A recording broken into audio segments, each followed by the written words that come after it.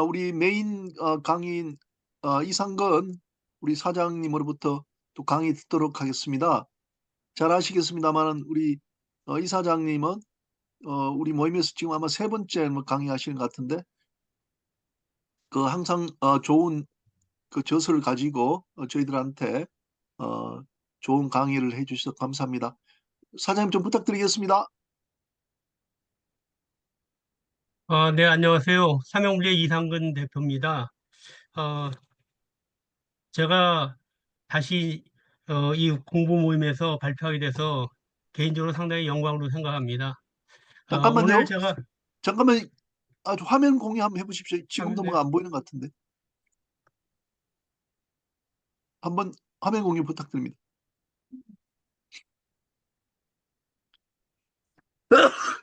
예, 잘 네, 나옵니다. 예. 네, 네.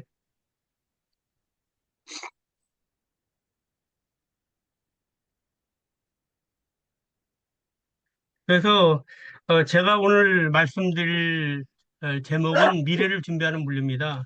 어, 요게 그 전에 제 간략하게 저에 대한 소개나 요 부분은 생략하겠습니다. 그다음에 회사에 관련된 부분도 그거하고요. 소개하고 저는 그 81년도 군에 입대하면서 일군 지사에 근무하게 됐습니다. 그래서 그때 이후로 제가 81년 이후로 계속 물만 계속 하고 있습니다.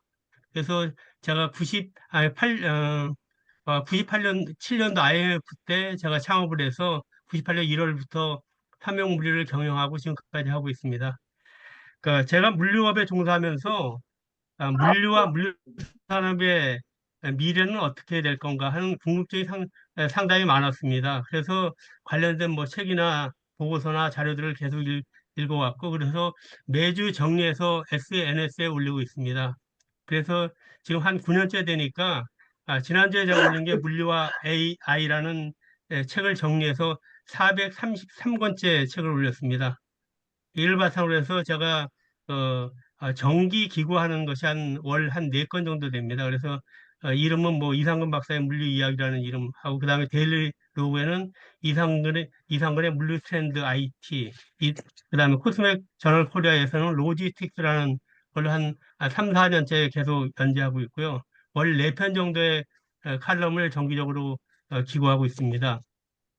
이러한 기호를 중심으로 해서 매년 11월 1일 물리의 날에 단행본으로 출간하고 있습니다. 그래서 제가 2021년도에 제가 써서 발행한 책이 뉴노멀 시대의 물리 기업은 살아가 이거를 썼고요. 이때 당시에는 뭐 4차 성명, 4차 산업혁명 부분하고 그 다음에 DX, 디지털 전환 부분하고 코로나 팬데믹, 그 다음에 아마존이나 쿠팡 같은 플랫폼 기업의 급성장을 하면서 결국은 물류는 어떻게 될 건가, 물류 산업은 그에 대한 궁금증을 가지고 계속 칼럼을 쓰던 것을 모아서 쓴 책이 뉴노멀 시대의 물류 기업은 사라질까입니다. 그래서 이거는 우리 바다 우리 어, 공부 모임에서 제가 한번 발표를 했었고요. 그 다음에 쓴 게 이제 공급망 부분에 대한 거. 그래서 공급망 불확실 시대가 오면서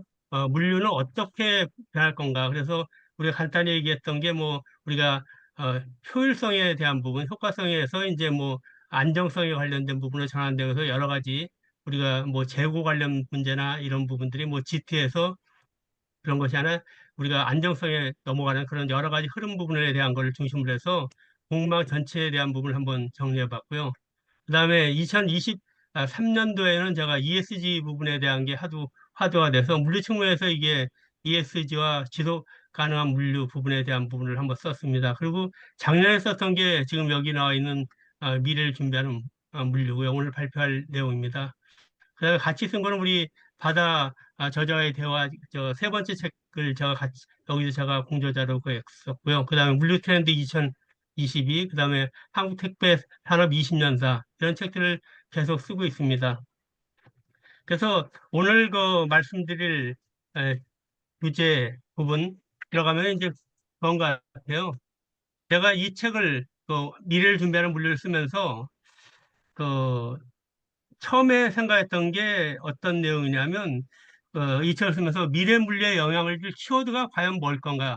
그래서 제가 잡은 게 이 세 가지입니다. 그래서, 우리가 단순하게 우리가 미래 물리는 뭐 새로운 기술이나 새로운 뭐 빠른 배송 시스템, 이런 걸 의미하지만은 않을 것 같고요. 진짜 중요한 것은 사회 구조가 아니면 사회 환경이 바뀌면서 물류가 어떤 방향으로 진화해야 할 건가. 그, 그 변화의 핵심에는 저 이 세 가지 인구 구조의 변화와 지방 소멸과 공공복지와 사회적 책임이라는 부분에 대한 부분이 서 있다고 생각해서 이걸 키워드로 잡았습니다. 첫 번째 이제 인구 구조의 변화 부분을 보면은 전 세계적으로 출산율이 급격히 낮아지고 있고 평균 수명은 길어지면서 고령화가 빠르게 진행되고 있습니다. 특히 우리나라는 그 변화에서 가장 빠르게 나타나는 나라 중에 하나입니다. 이러한 변화는 노동력의 부족으로 이어지고 소비 패턴도 젊은 세대에서 노년층 중심으로 이동하게 됩니다. 따라서 고령자를 위한 맞춤형 물류 서비스, 예컨대 정기 배송이나 대면 배송, 아니면 집안에 들어가서 가는 실내 배송 같은 새로운 서비스 모델이 절실하게 됐습니다. 둘째는 지방 소멸입니다. 도시 인구가 집중되면서 지방은 점점 더 비어가고 있습니다. 이 문제는 단지 지역 소멸에 그치는 것이 아니라 지방의 물류 인프라가 무너지고 결국 지역 경제 전체가 붕괴되는 그런 현상으로 이어집니다. 이럴 때일수록 물류는 단순한 운송을 넘어서서 지역 공동체를 유지하고 경제를 지탱하는 공공재적 형격을 아니면 역할을 해야 합니다. 그 다음에 지방과 도시를 연결하는 균형 있는 물류망 구축이 중요한 과제로 떠오르고 있습니다. 세 번째는 공공복지와 사회적 책임입니다.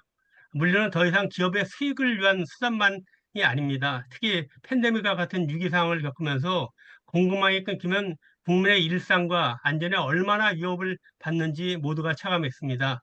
따라서 물류는 위기 상황에서 국민의 생활을 지키고 복지를 뒷받침할 수 있는 사회적 기반 서비스로 발전해야 합니다. 단가 경쟁에만 의존한 물류가 아닌 책임을 지는 물류, 신뢰를 받는 그런 물류가 되어야 할 것입니다.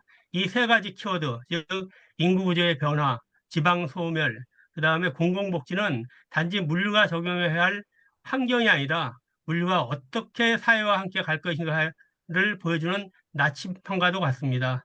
이 세 가지 키워드를 하나하나 살펴보겠습니다.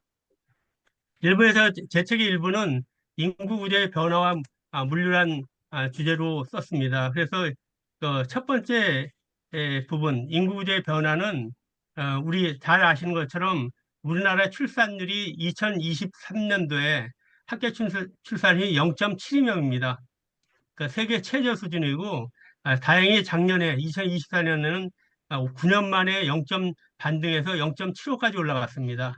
고령화 비율은 18.4, 4% 부분이고, 이 말은 곧 일할 사람이 줄고, 거꾸로 돌봐야 할 사람이 늘어나는 사회가 도래했다는 뜻입니다. 그리고 이 구조 속에서 가장 큰 영향을 받는 분야 중에 하나가 바로 물류입니다. 예를 들어서 장거리 트럭 운전기사의 평균 연령은 이미 50대를 넘어서 60대에 가까이 됩니다. 새로 들어오는 젊은 세대들이 짐이 거의 없습니다.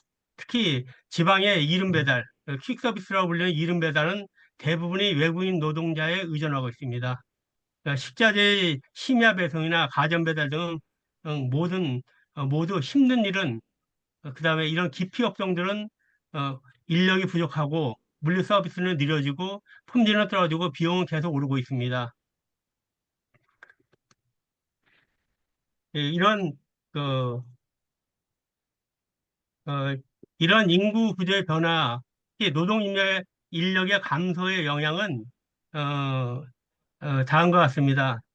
첫 번째 나오는 게 인력 부족과 인력 확보 전쟁이 일어나고 있습니다. 특히 중소기업과 특정 산업에서 인력이, 인력 부족이 확대되면서 이로 인해서 국가 경제에 악영향을 미치고 있습니다. 산업 전반에서 인력 부족이 확대되면서 국가 경제에 대한 영향이 크다고 할 수 있습니다. 그다음 두 번째 노동력 감소로 인한 생산성 저하 문제입니다. 아, 그다음에 세 번째 부분에 대한 거는 노동 인구 감소로 인해서 경제 성장률이 저하되는 부분이 있고, 그다음에 사회적 부담이 증가합니다. 고령 인구의 부양 부담이 커지고 연금 제도, 그다음에 사회복지 시스템에 대한 압박이 증가하고 있습니다. 또한 젊은 세대의 세금 부담이 커지면서 세대 간의 갈등이 일어나고 있고 사회적인 불안정이 계속 심화되는 그런 상황에 있습니다.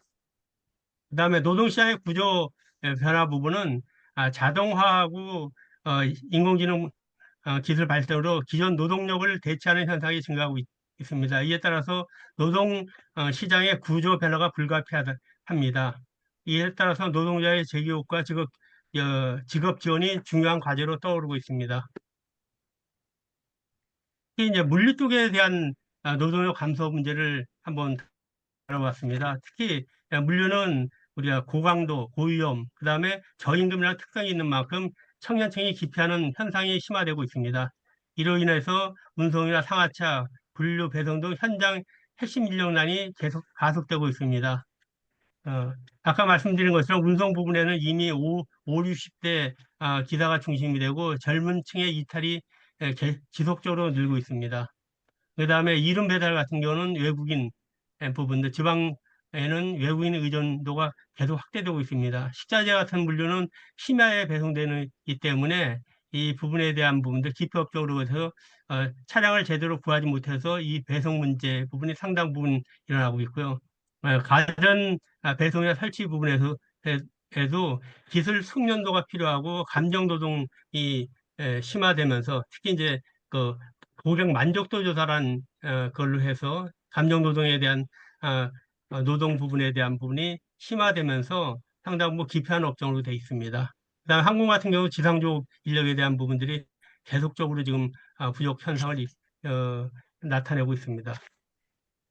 그다음에 아까 말씀드린 것처럼 이 부분 특히 이제 AI나 그다음에 로봇 부분이 되면서 일자리 장소는 또 다른 양상을 됩니다. 양상을 띠는 게 운송업 종사자가 자동화나 기술 대체의 위험에 처해 있다는 부분인데 로봇 시대 일자리 미래라는 이 책에 보면은 그 실제로 이거 로봇으로 대체할 수 있는 대체 가중 범위가 이 보통 0.6 부분에서 60%에서 100%까지도 대체가 가능하다는 부분이 결국은 광역버스나 노선버스 같은 경우 트럭 같은 것도 중량 트럭 어, 운전사나 버스 같은 경우도 이제 일반 버스나 아니면 택시 부분에 대한 거 이런 부분에 대한 부분들 그래서 미국에서는 370만 개 일자리 중에서 실제로 위협받는 일자리가 210만 개에서 300만 개 정도 됩니다. 근데 여기 보시는 것처럼 노란 줄에 있는 것처럼 실제로 이제 그러면 대체율이 대체 가중 시간 낮은 부분에 대한 게 그 택배로 그 얘기되는 뭐 배송 경량 트럭으로 한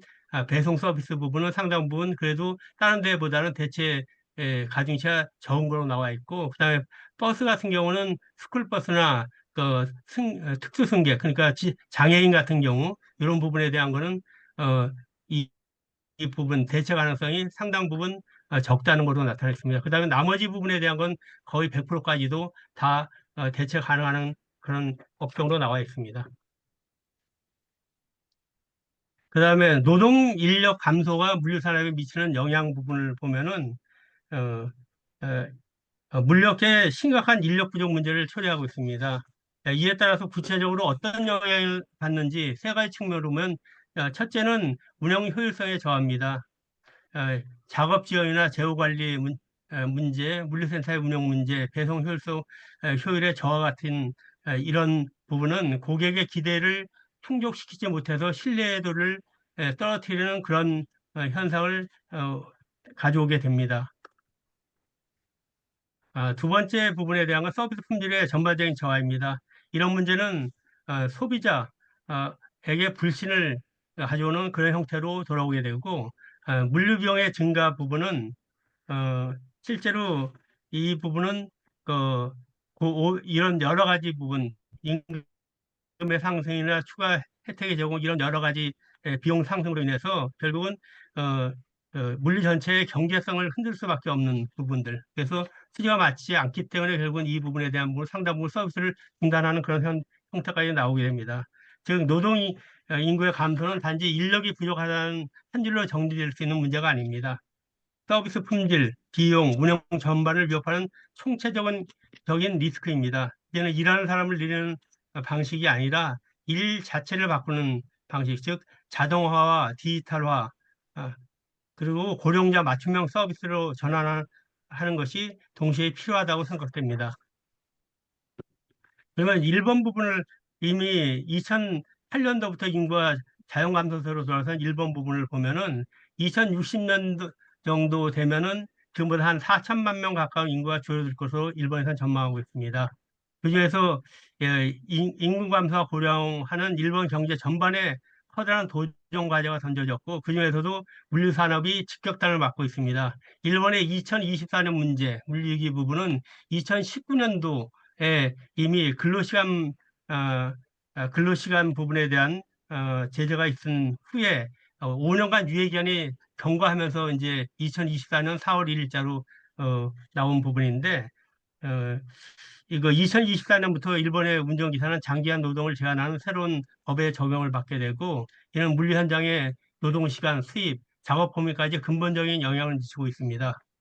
음, 이 2024년도 기준으로 보면부터는 법정 근로시간이 주 60시간으로 제한돼 있기 때문에 1.5배 정도의 효율을 높이지 않으면은 결국은 현재 물류 수요를 감당하지 못하는 그런 현상이 일어납니다. 그래서 일본 정부 부분에 일본 정부의 5가지 대응 방법, 크게 5가지 대응 방향이 있습니다. 이 부분을 한번 정리해 보겠습니다. 이 부분에 대한 거는 뒤에 지금 첫 번째 부분은 물류 계약 구조를 재검토해서 화주주도 계약 관행이 개혁됩니다. 그래서 표준 약관 부분하고 계약서 의무화, 그래서 또한 이제 하역 시간의 기록 제도, 그래서 실제로 운영하는 시간을 최대한 늘리고 이런 부수적인 작업 시간을 최소화시키는 그런 부분입니다. 그래서 이런 부분이 하나 있고요. 그다음에 두 번째는 물류 효율화 및 기술 효율화 및 기술 도입 부분에 대한 거는 운송의 효율성을 제고하고 디지털 기술 혁신을 병행하는 그런 부분입니다. 이건 특히 이제 어, 무- 어, 어, 피부로 느끼는 그런 대책 중에 하나가 고속도로의 화물차 운행 제한 속도를 높여주는 부분입니다. 그래서 기존에 뭐 100km 같으면 120km까지 그렇게 늘려주는 그런 부분들이 시행되고 있고요. 그다음에 세 번째 부분은 물류합리화법 어, 개정입니다. 그래서 화주의 노력 의무를 명시했습니다. 그래서 지금까지는 뭐 화주가 어, 갑이라 그러면 상당 부분 그 갑을 관계가 아니라 동등한 관계로 지금 유도시키는 그런 부분들이 정부 차원에서 일어나고 있고요. 그래서 이거 법적 기반 강화로 해서 제도적인 뒷받침을 강화하고 있습니다. 그다음에 화주나 소비자의 인식을 전환하는 그런 캠페인이나 그 행동을 유도하는 부분들. 그래서 어, 인식의 변화를 상당 부분 많이 유도하고 있습니다. 기타 부분에 대한 거는 뭐 CSR 활동을 확대하는 것들, 그다음에 조합 프로젝트를 통한 부처 간의 통합 대응 부분들. 그래서 이런 부분을 가지고 중장기 비전을 반영하고 정책에 연계하는 그런 것을 강화하고 있습니다. 이 부분을 가지고 이제 우리나라 부분하고 좀 한 비교를 한번 해봤습니다. 그래서 일단 그 네, 일본 부분하고 한국 부분에 대한 것을 보면은 공통적인 개요 부분에서는 그 일본이 2024년 4월부터 시행되는 운전기사 근로시간 제한 제도를 계기로 국가 차원의 종합 대책을 지금 아까 그런 것처럼 마련하고 있는 반면에 한국은 아직 민간 중심의 예, 대응하고 그다음 일부 제도의 정비에 머무르는 상태가 있습니다. 그래서 인력 감소 부분하고 부인난에 관련된 부분을 구체적인 한국의 우리나라에서는 대책을 아직 가지고 있지 않습니다. 두 번째, 운송계약의 구조개혁 부분에 대한 부분은 결국은 화주의 책임 강화하고 그다음에 계약의 투명성 제도화 이런 부분에 대한 것은 일본이 한 발 앞서가고 있기 때문에 이 부분에 대한 것도 우리가 급, 요 도입해서 우리가 빨리 제도화시킬 필요가 있습니다. 그 다음에 두 번째 부분은 운송 효율화 및 기술 도입을 비교해 보면은 그 다음에 기술적 대응보다는 제도와 인프라가 따라주지 못하는 점이 우리나라의 약점으로 볼 수 있습니다. 그 다음에 세 번째, 법하고 제도 기반을 강화하는 것 부분, 요거에 대한 부분에 대한 걸 비교해 보면은 통합된 국가 전략하고 법제 기반의 수입이 우리나라에도 상당히 시급한 부분으로 떠오르고 있습니다. 그래서 네 번째 부분에 대한 건 이용자와 문화 인식 변화, 문- 에, 인식의 차이 부분에 대한 거는 우리나라는 아직까지도 빠른 배송 중심으로 이런 부분들이 있는데 이 부분에 대한 소비자 인식 개선이 필요합니다. 그래야지만 물류산업의 지속 가능한 전환이 가능할 것 같습니다. 그다음에 다섯 번째 부분에 대한 거는 지속 가능성과 미래 전략에 대한 부분은 일본은 공동계약이나 납기 유예, 친환경 캠페인 같은 이런 어, 것을 통해서 구조적으로 변화를 유도하는 반면에 우리나라는 아직까지도 초월 배송 같은 빠른 배송 경쟁 속에서 지금 머물러 있고 ESG 같은 경우도 아직까지 그 확산보다는 선언의 수준에 머무르고 있는 그런 부분이 많이 있습니다. 이 모든 것을 비교해서 우리나라 물류 산업이 나가기 위한 정책 제안을 보면은 크게 다섯 가지 정도로 그할 수 있습니다. 정리할 수 있습니다. 화재 책임의 명분화 부분은 납기와 계약의 기준을 법제하여 불공정 거래 구조를 해소할 필요가 있고, 두 번째, 물류기본법 실효성을 강화하는 측면에서는 실질적으로 시행력이 있는 국가 물류 계획을 수립할 필요가 있습니다. 그 다음에 세 번째 부분에 대한 건 디지털 전환이나 자동화 제도와 연계시키는 부분에서는 기술 도입과 법제도의 병행을 정비할 필요가 있습니다. 그 다음에 네 번째 부분의 소비자 인식 캠페인은 빠름이 아닌 친환경, 그 다음에 또한 공동배송 문화를 유도할 필요가 있습니다. 그 다음에 다섯 번째, 지속 가능 물류의 기반 확대 부분은 ES 기반의 친환경 물류로서의 구조 전환 및 중소물류사 지원 등의 대책들이, 정책들이 필요합니다.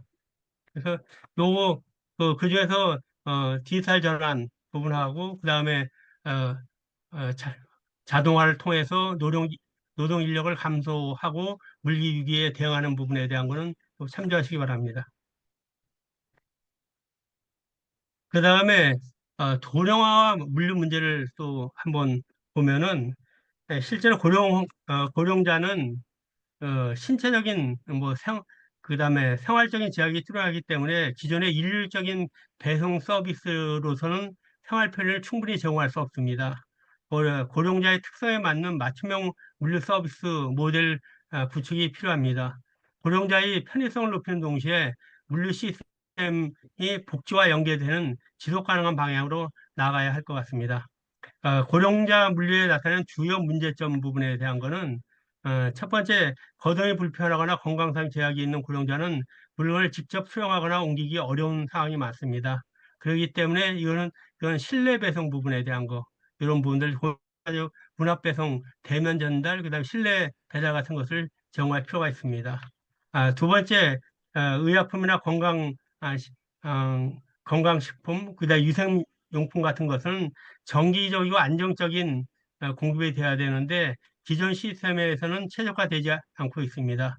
이 부분에 대한 것도 이 품목에 대한 부분 정기성 시스템이 구축돼야 될 것 같고요. 세 번째 부분에 대한 건 디지털 기기 활용이 부족해서 온라인 주문의 접근성이 제한되기 때문에 이 경우는 전화 기반의 주문 시스템을 구축할 필요가 있고요. 그래서 접근성을 높여줄 수 있는 그런 부분이 필요합니다. 이처럼 고령화 시대의 물류는 단지 물건을 그냥 나르는 기술이 아니라 사람을 돌보는, 고령자를 돌보는 서비스로 확장되어야 합니다. 고령 친화 물류는 어, 우리 사회가 반드시 준비해야 할 미래이며 물류가 사회적 책임을 실현하는 중요한 영역이기도 합니다. 그다음에 고령 친화 산업에 관련된 부분을 한번 보겠습니다. 고령 친화 산업의 성장 시장 규모는 2022년 기준으로 우리나라는 한 15조 원 됩니다.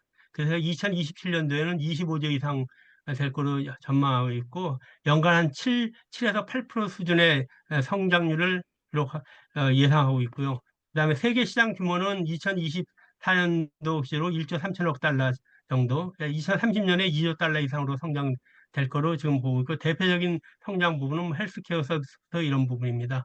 이 산업의 범위는 고령층화 제품하고 서비스로 나눠져 있습니다. 이 부분으로 나눠질 수 있고, 요거 주요 특징에 대한 부분은 여기에 참조하시기 바랍니다. 그러면 고령 친화 산업의 물류 문제가 여러 가지가 있습니다. 근데 이 산업이 이제 하고 있는데 비해서 물류 인프라하고 서비스는 여전히 뒤처져 있는 상황입니다. 주요 물류 문제는 여기에 보시는 것 같고, 요약하면은 고령 친화 서비스의 품질이 높아지고는 있지만 그 기반이 되는 물류 시스템은 아직 이를 하지 못하고 있는 것이 현재 실정입니다. 그래서 그 다음에 그 인구 구조의 변화 부분에서 고령 친화 산업의 물리의 핵심 성공 요소는 여기에 7가지 정도로 이렇게 요약할 수 있고요. 고령 친화 물류는 복지와 산업을 연계하는 다리 역할을 하고 있습니다. 그래서 물류가 단순히 빠르게 배송하는 기술이 아니라 지속 가능한 돌봄과 동행의 시스템으로 발전할 수 있을 때 우리가 이제 진정으로 고령 친화 사회로 나갈 수 있다고 생각합니다.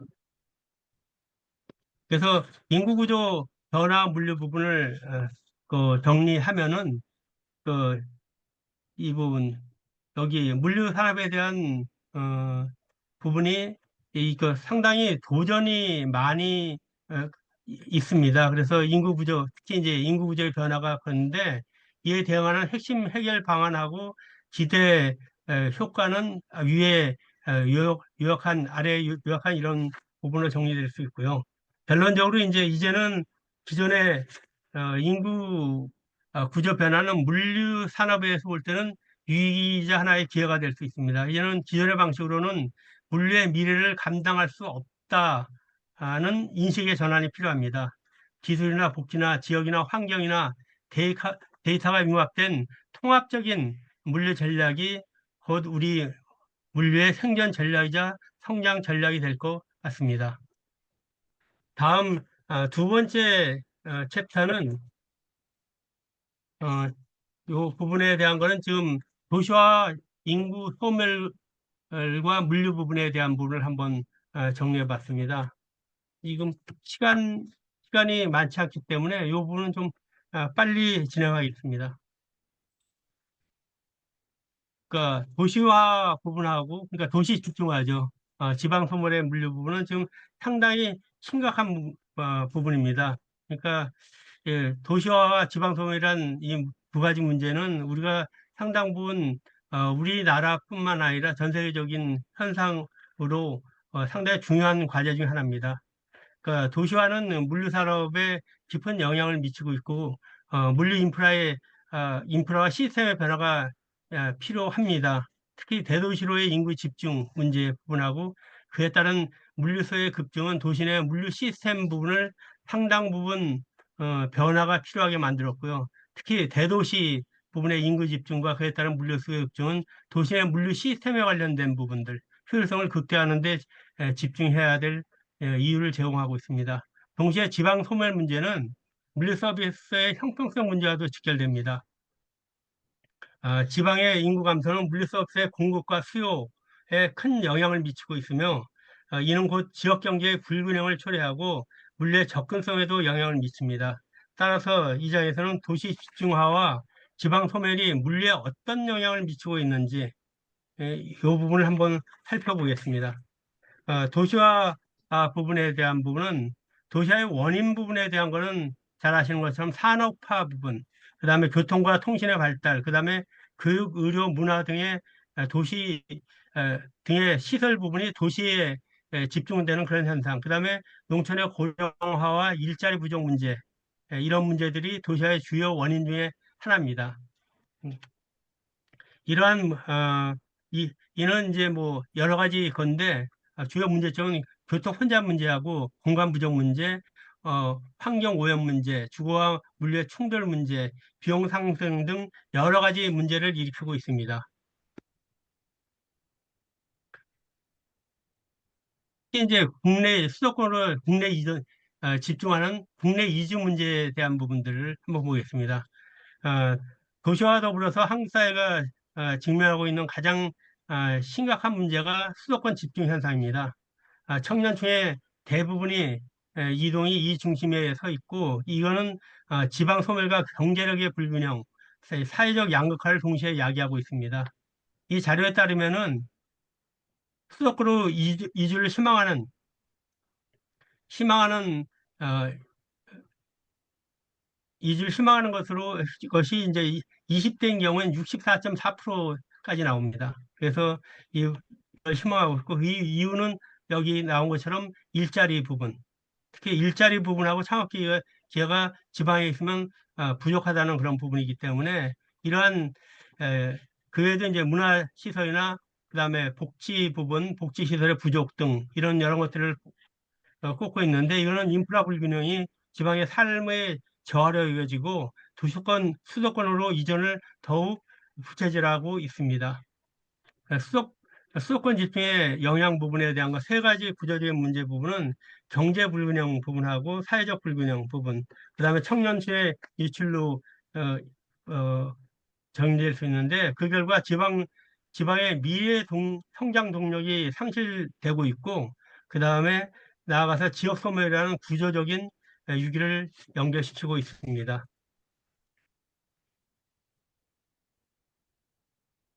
그다음에 지방 소멸 부분에 대한 건 여기 왼쪽에 있는 것처럼 우리나라의 지방 인구가 10년간 4% 정도 감소했습니다. 그다음에 지자체 중에서 60% 정도가 소멸 위험 지역으로 분류되고 있습니다. 예, 여기에 주요 원인은 저출산하고 고령화, 도시로의 인구 유출 부분에 대한 부분이 있고요. 그다음에 이걸로 통해서 이제 지방 경제력 기반, 그러니까 산업단지나 자영업 등이 약화되고 지역사회는 점차 붕괴되고 있습니다. 그다음에 지방 소멸을 해결하기 위한 물리의 역할 부분에 대한 부분을 살펴보겠습니다. 지방 소멸 문제는 단순히 인구 감소를 넘어서서 지방의 경제, 사회, 인프라 전반의 붕괴로 이어질 수 있는 복합적인 위기입니다. 그래서 이러한 위기를 해결하기 위해서는 어, 물류 산업의 사회적 역할 부분에 대한 것을 주목할 필요가 있는데 물류는 그 단순하게 수송이나 창고 기능을 넘어서서 지역 경제를 연결하고 삶의 질을 지탱하고 도시와 지방의 균형을 조율하는 핵심 수단이 에, 되어 가고 있습니다. 그래서 지방 소멸의 핵심적인 문제는 세 가지 부분으로 얘기될 수 있습니다. 경제적인 문제 부분하고, 그다음에 사회적인 문제하고, 물류 네트워크의 약화라는 세 가지 부분입니다. 특히 물류 네트워크의 약화는 인구와 경제 활동 인구가 줄면서 물류 수요가 함께 줄어서 배송 효율성이 약화되고 그 다음에 이로 인해서 물류기업이 철수하거나 비용이 증가하는 악순환이 발생하고 있습니다. 특히 뭐 일부 지역에서는 이런 물류 취약 지역에 대해서는 물류 요금을 운송비를 배송비를 더 받는 그런 현상들이 일어나고 있습니다. 그 다음에 물류의 역할 부분에 대한 거는 뭐 결국은 지방 경제 연결고리의 역할을 할 수 있고요. 특히 이제 물류는 지역 생산물과 소비자를 연결하는 중요한 역할을 하고 있습니다. 특히 이제 공산품뿐만 아니라 농산물 등의 유통을 통해서 지역 경제를 활성화시킬 수 있습니다. 그 다음에 생활 필수품의 공급입니다. 잘 아시는 것처럼 유통 난민이 뭐 식품 사막 같은 이런 여러 가지 용어로 대변되는 그 이런 생활 필수품에 대한 공급 문제, 이 부분에 대한 부분이 상당히 물류에서 해야 될 중요한 역할 중에 하나입니다. 그 다음에 지방과 도시 간의 균형 조절자에서의 역할을 할 수 있습니다.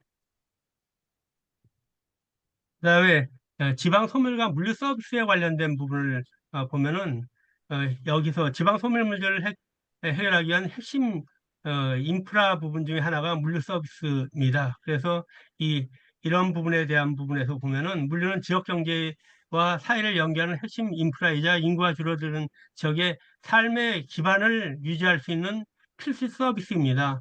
그래서 지방 소멸 지역에 직면한 주요 물류 문제는 여기에 나와 있는 뭐 한 5가지 정도로 정리될 수 있습니다. 특히 이제 인구 감소로 인해서 물류 서비스가 줄면서 수익성이 악화되는 그런 문제가 있고요. 물류 거점 부분에 대한 거, 그 거점이나 창고 부분에 대한 거, 그런 인프라가 부족해서 지역 내 물류 운영 자체가 어려운 상황이 될 수 있고요. 그다음 세 번째 부분에 대한 건 장거리 운송이나 분산된 수요로 인해서 배송 단가가 높아지는 그런 부분들. 그다음 네 번째 의료 물품이나 식료품, 생필품 같은 기초적인 생활 물자조차 공급이 불안정한 상황으로 몰고 갈 수 있습니다. 그 다음에 물류 인력 자체가 줄어들면서 기존의 시스템을 유지하기 어려운 그런 지역이 발생될 수 있습니다. 이러한 문제를 해결하기 위한 대책으로는 한 5가지 정도로 거될 수 있고요. 예, 그래서 이제는 이제 물류 부분에 대한 거는 물류는 단순한 산업의 역할을 넘어서 소멸 위기에 처한 지역을 어, 지탱하는 공공 기반 서비스가 돼야 될 것 같습니다.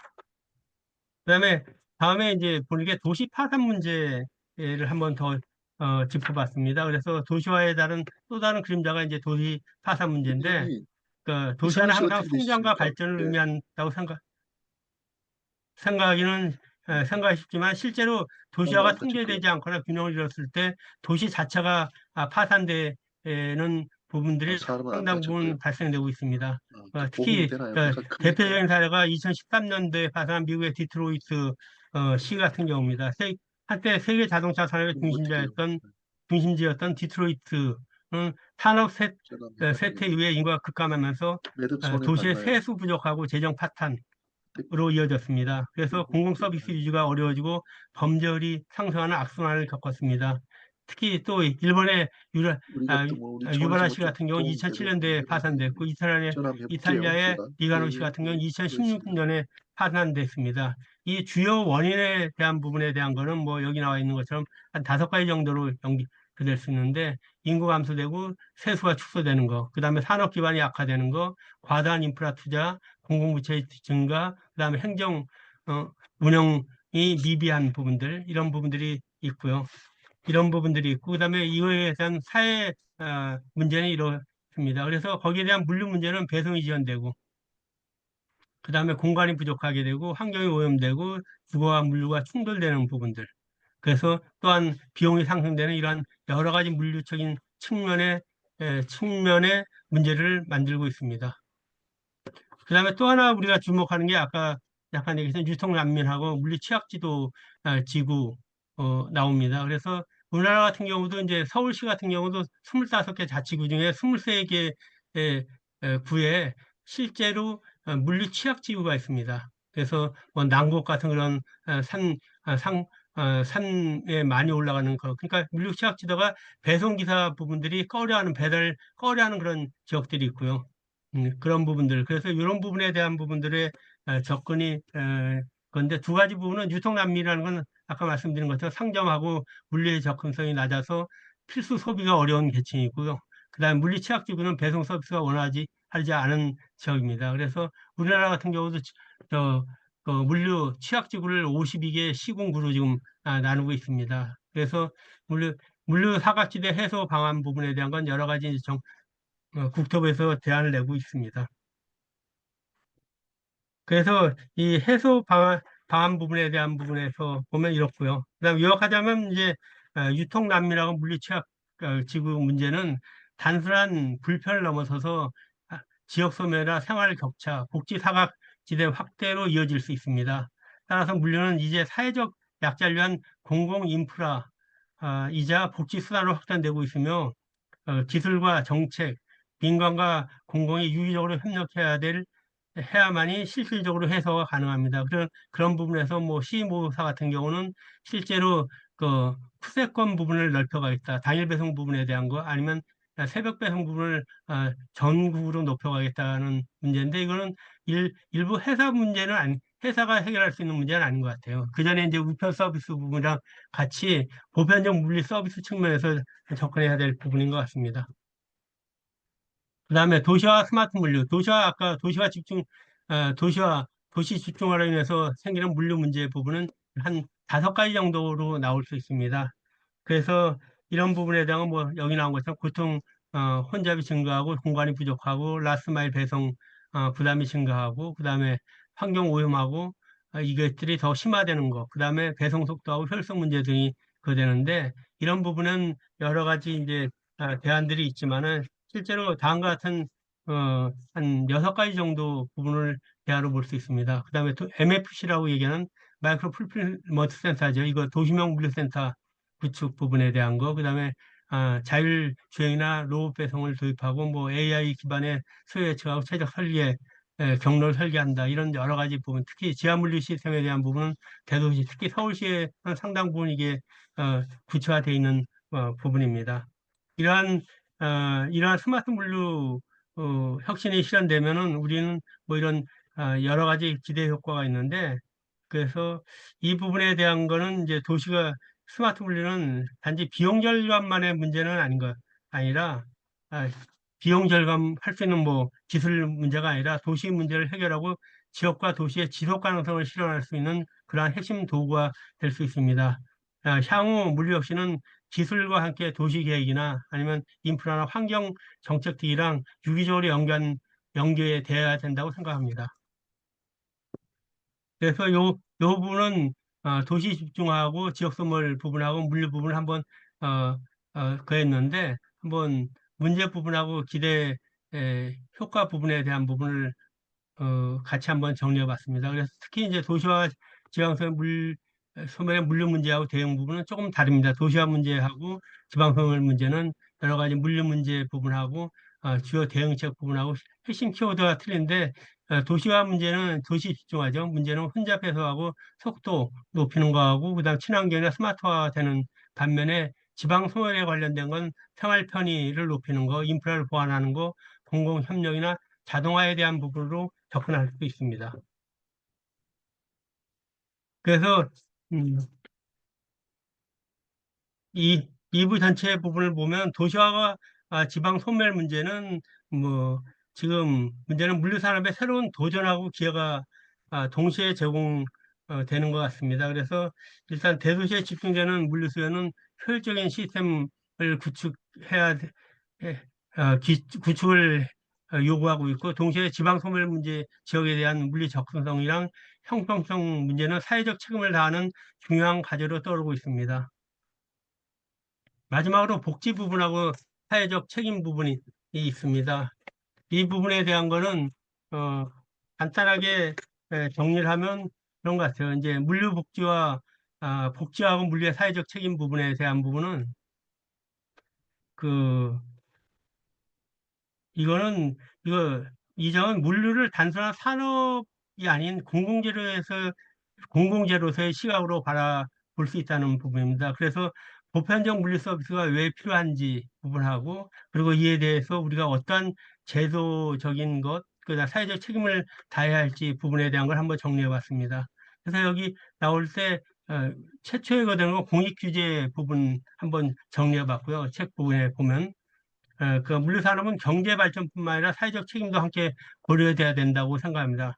그 다음에 이를 위해서 제도적 장치로서 공익을 위한 최소한의 규제가 필요하다고 생각하고 물류산업이 공공의 이익을 고려하며 발전할 수 있도록 정부는 공익 규제를 통해서 필요한 규제를 마련하고 공공성이 요구되는 분야에서는 규제를 강화하는 방식으로 시장을 조정해야 한다고 생각합니다. 그 다음에 두 번째 공익과 보편적 물류 서비스 부분은 물류 서비스는 더 이상 선택되지 않으며 국민 누구나 언제 어디서든지 일정 수준 이상의 물류 서비스를 받을 수 있도록 이제 서로 보장돼야 된다는 것이 중요합니다. 그래서 내가 도서지방에 살든지 아니면 그 산간에 살든지 아니면 뭐 서울의 뭐 고지대에 살든지 동일한 물류 서비스를 받을 수 있는 부분으로 만들어야 된다는 게 보편적 물류 서비스의 개념입니다. 이를 통해서 보편적 물류 서비스가 실현될 수 있도록 이런 공공성을 높이고 물리 접근성이 보장되는 사회를 만들어야 될 것 같고요. 그 다음에 특히 이제 보편적 물류 서비스의 제공은 소외된 지역이나 계층에게는 필수적이라고 생각됩니다. 그 다음에 세 번째 부분에 대한 공공복지와 물류 서비스 부분에 대한 부분은 물류는 단순히 유통의 기능을 넘어서서 국민의 삶의 질에 직결되는 필수적인 인프라로 자리 잡고 있습니다. 국민이 필요한 생활용품이나 의약품, 공공 서비스를 적시에 받을 수 있도록 물류 시스템은 국민 복지와 직결되어야 되고, 물류의 중요성은 국민의 삶의 질 향상과 사회복지 수준을 개선하는 어, 개선에 상당 부분 영향을 미치고 있습니다. 이는 물류가 단순히 유통을 넘어서 사회적 책임을 다하는 중요한 역할을 해야 한다는 것을 의미합니다. 네, 글로벌 공급망 안정과 국민 복지 부분에 대한 부분은, 글로벌 위기 상황에서 공급망 안정은 국가의 경제뿐만 아니라 국민의 삶의 질에 직접적인 영향을 미칩니다. 물류산업은 이러한 글로벌 공급망의 안정망 역할을 하면서 또 국가 차원의 물류 대응을 통해서 국민의 생존권을 보호해야 합니다. 팬데믹이나 자연재해와 같은 비상 상황에서 물류는 국민의 안전을 보장하는 중요한 역할을 해야 합니다. 그 그다음에 플랫폼 규제하고 물류 부분을 보면, 지금 플랫폼 부분에 대한 거, 뭐 아마존이나 쿠팡이나 이런 부분을 대표하는 플랫폼 부분에 대한 부분들이 급속히 예, 성장하면서 택배하고 퀵 서비스는 매우 중요한 물류 서비스로 자리 잡고 있지만은, 이에 대한 공정성하고 사회적 책임 문제, 사회적 보장을 위한 규제가 필요하다고 생각합니다. 공정한 경쟁을 촉진하고 소비자의 권리를 보호하기 위해서는 규제의 틀 안에서 운영될 필요성이 커지고 있습니다. 플랫폼 기업들이 주도하는 물류 서비스에서 발생할 수 있는 시장 왜곡을 방지하려면 적절한 규제가 필수적입니다. 또한 화이트 물류하고 근로 환경 측면을 보면은, 물류 산업의 지속 가능성을 위해서는 근로자의 환경 개선이 선행되어야 하며, 이를 화이트 물류라고 표현할 수 있습니다. 근로자들이 안전하고 쾌적한 환경에서 일할 수 있도록 하는 것은 물류 산업의 지속 가능성을 높이고 사회적 책임을 다하는 방식입니다. 화이트 물류는 근로 환경을 개선하기 위한 법적, 제도적 노력과 함께 물류기업의 협력이 필요한 사항입니다.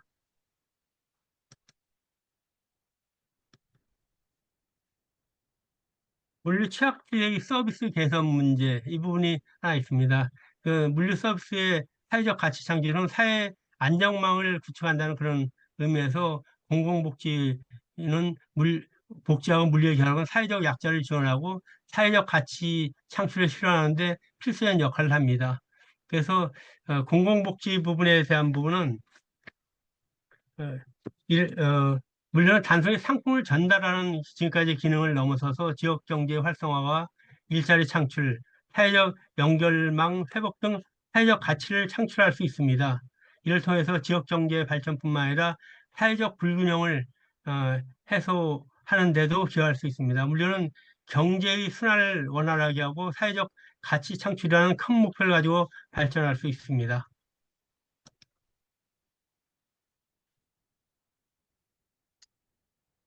다음은 그 이런 공공복지와 사회적 책임 부분에 대한 부분을 보면, 성공 사례 부분하고 맞춤형 물류 서비스 과제 부분들을 볼 수 있고요.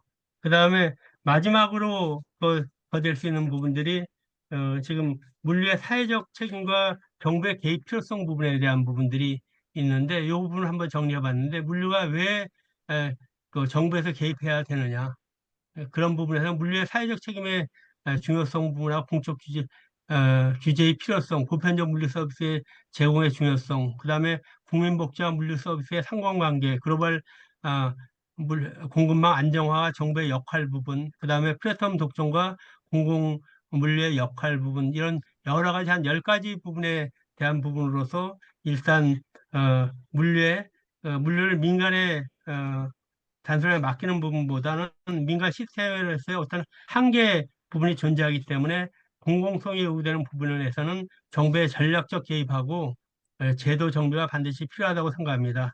그 산업에서 공공적인 역할을 강화하고 사회적 책임을 다하기 위해서는 정부의 역할이 매우 중요합니다. 정부는 시장에서의 공정한 경쟁을 주도하고 사회적 책임을 다하는 물류 서비스를 활성화하는 법적, 제도적 기반을 마련해야 합니다.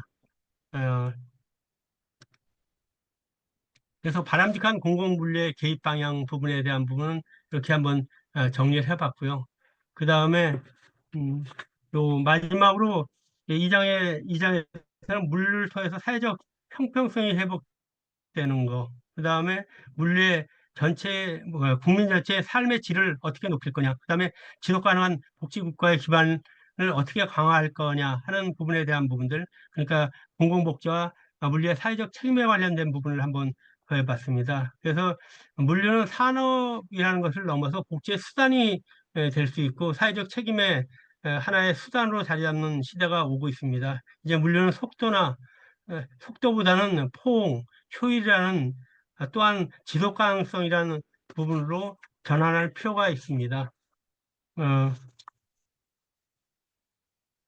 저는 오늘 이 강의를 통해서 물류산업이 발전한 변하는 미래를 준비하는 데 있어서 가장 중요한 역할이 무엇인가 하는 부분을 한번 도출해 보려고 했습니다. 물류는 단순히 물품을 이동시키는 그런 기능을 넘어서서 사회적 책임과 지속 가능한 발전을 실현하는 중요한 부분입니다. 특히 급변하는 사회적, 경제적 환경 속에서 물류는 국민의 삶의 질을 높이고 공공복지를 향상시키는데 핵심적인 역할을 합니다.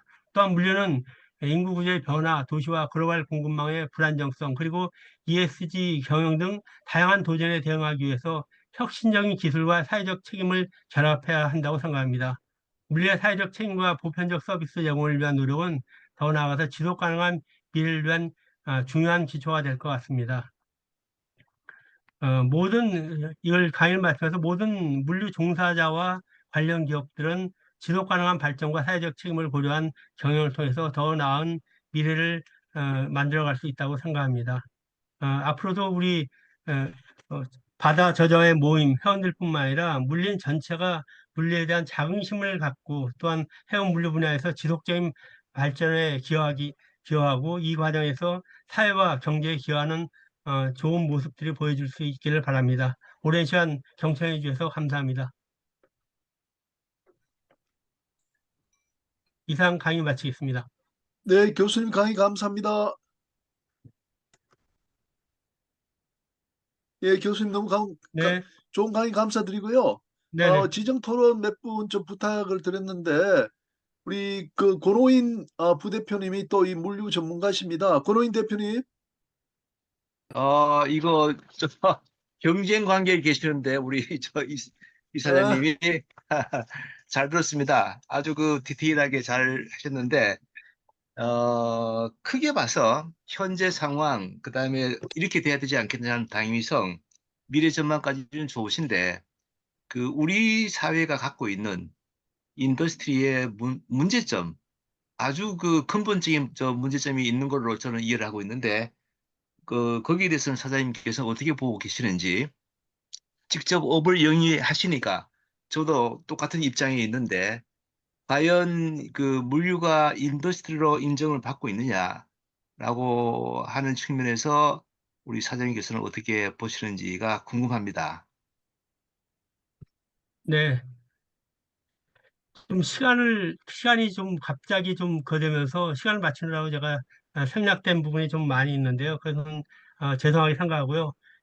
요 자료 부분은 한번 제가 여러분들께는 공유를 하겠고요. 그 다음에 필요하시면 제가 책 쓴 부분, 미래를 준비하는 물류 요 책을 여기에 오늘 강의에 참석해 주신 모임에 참석하신 분들한테는 주소를 알려주시면 우리 사무총장님한테 알려주시면 제가 택배로 발송하겠습니다. 이 책을 보면 상당히 좀 자세히 나와 있는데요. 물류를 산업으로 볼 거냐? 이 부분에 대한 건 제가 처음에 그할 때, 뉴normal 시대의 물류 기업은 사라질까? 그 책을 보면서 제가 그랬어요. 그때 당시에 고민했던 게 뭐냐면, 4차 산업혁명 나오고, 로봇 나오고, 디지털 전환 나오고, 그 다음에 나온 게 플랫폼 기업들, 아마존 같은 경우도 이제 물류하겠다고 그랬고요. 실제로 이제 물류를 하고 있고요. 그 다음에 또한 우리나라 쿠팡 같은 경우도 물류를 하고 있고요. 근데 쿠팡에 대한 부분들, 아마존 같은 경우도 이게 유통회사냐, 제조회사냐, 아니면 뭐 물류회사냐, 그럴 때 거기는 다 한다고 표명을 하잖아요. 우리는 물류회사도 아니고, 물류회사고, 유통회사고, 제조회사고, 그 다음에, 거죠. 우리가 금융회사고 뭐 이런 것들 다 한다는 것처럼 그래서 이게 물류기업이 별도로 우리가 산업으로 있을 수 있겠는가 그 고민을 가지고 썼던 책이 첫 번째 겁니다. 근데 결론적으로 제가 그때 쓴 게 뭐냐면 물류라는 부분에 대한 물류 산업이라는 건 없어질 수가 있지만은 물류라는 기능 자체는 점점 더 깊이 들어가는 것 같아요. 그래서 지금 단순히 그 전에 우리가 산업 물류 부분을 강조했다 그러면 이제 생활 물류라는 것들이 있잖아요. 택배 서비스를 비롯해서 뭐 퀵 서비스 부분, 그다음에 공유 창고 부분에 대한 거 이런 모든 것들이 다 묶여져서 하나의 생활 부분에 대한 거, 생활이나 떨어질 수 있는 상황이 아니고 생활 속에 완전히 들어와 있기 때문에 어느 산업을 하든지 순수한 서비스업을 하지 않고 어느 산업을 하든지 물류를 아, 물류와 결합되지 않은 상품은 나올 수가 없는 것 같아요. 그런 부분에서 물류 기능은 상당히 좀 그어야 되는데 다만 바뀌는 부분은 그런 것 같아요. 우리가 과거에 우리가 방식이 컨테이너 운송 방식 그러니까 그런 부분이었다 그러면 그게 파편화돼서 그러니까 택배 B2C 중심의 직구나 역직구 중심으로 해서 파편화되는 그런 물량이 점점 늘어나고 있다. 그런 부분들. 그다음에 그 다음 단계 저는 어떻게 예상하냐면요.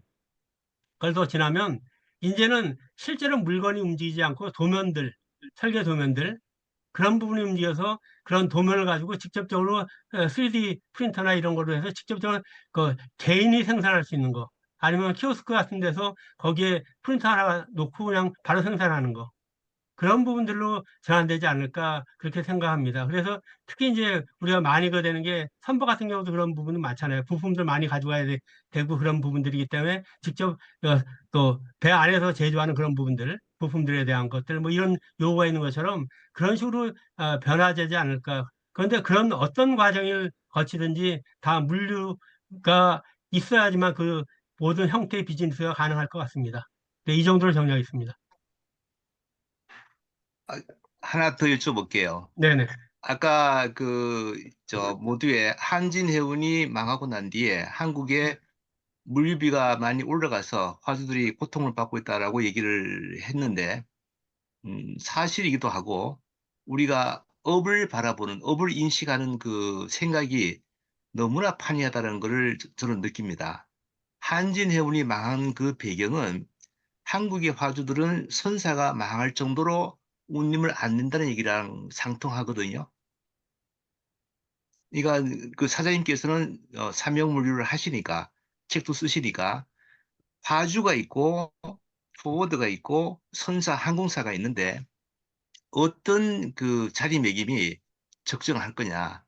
지금은 거꾸로 선사가 돈을 너무 많이 벌어서 화주들이 굉장히 불편해하고 있는 상황에 와 있죠.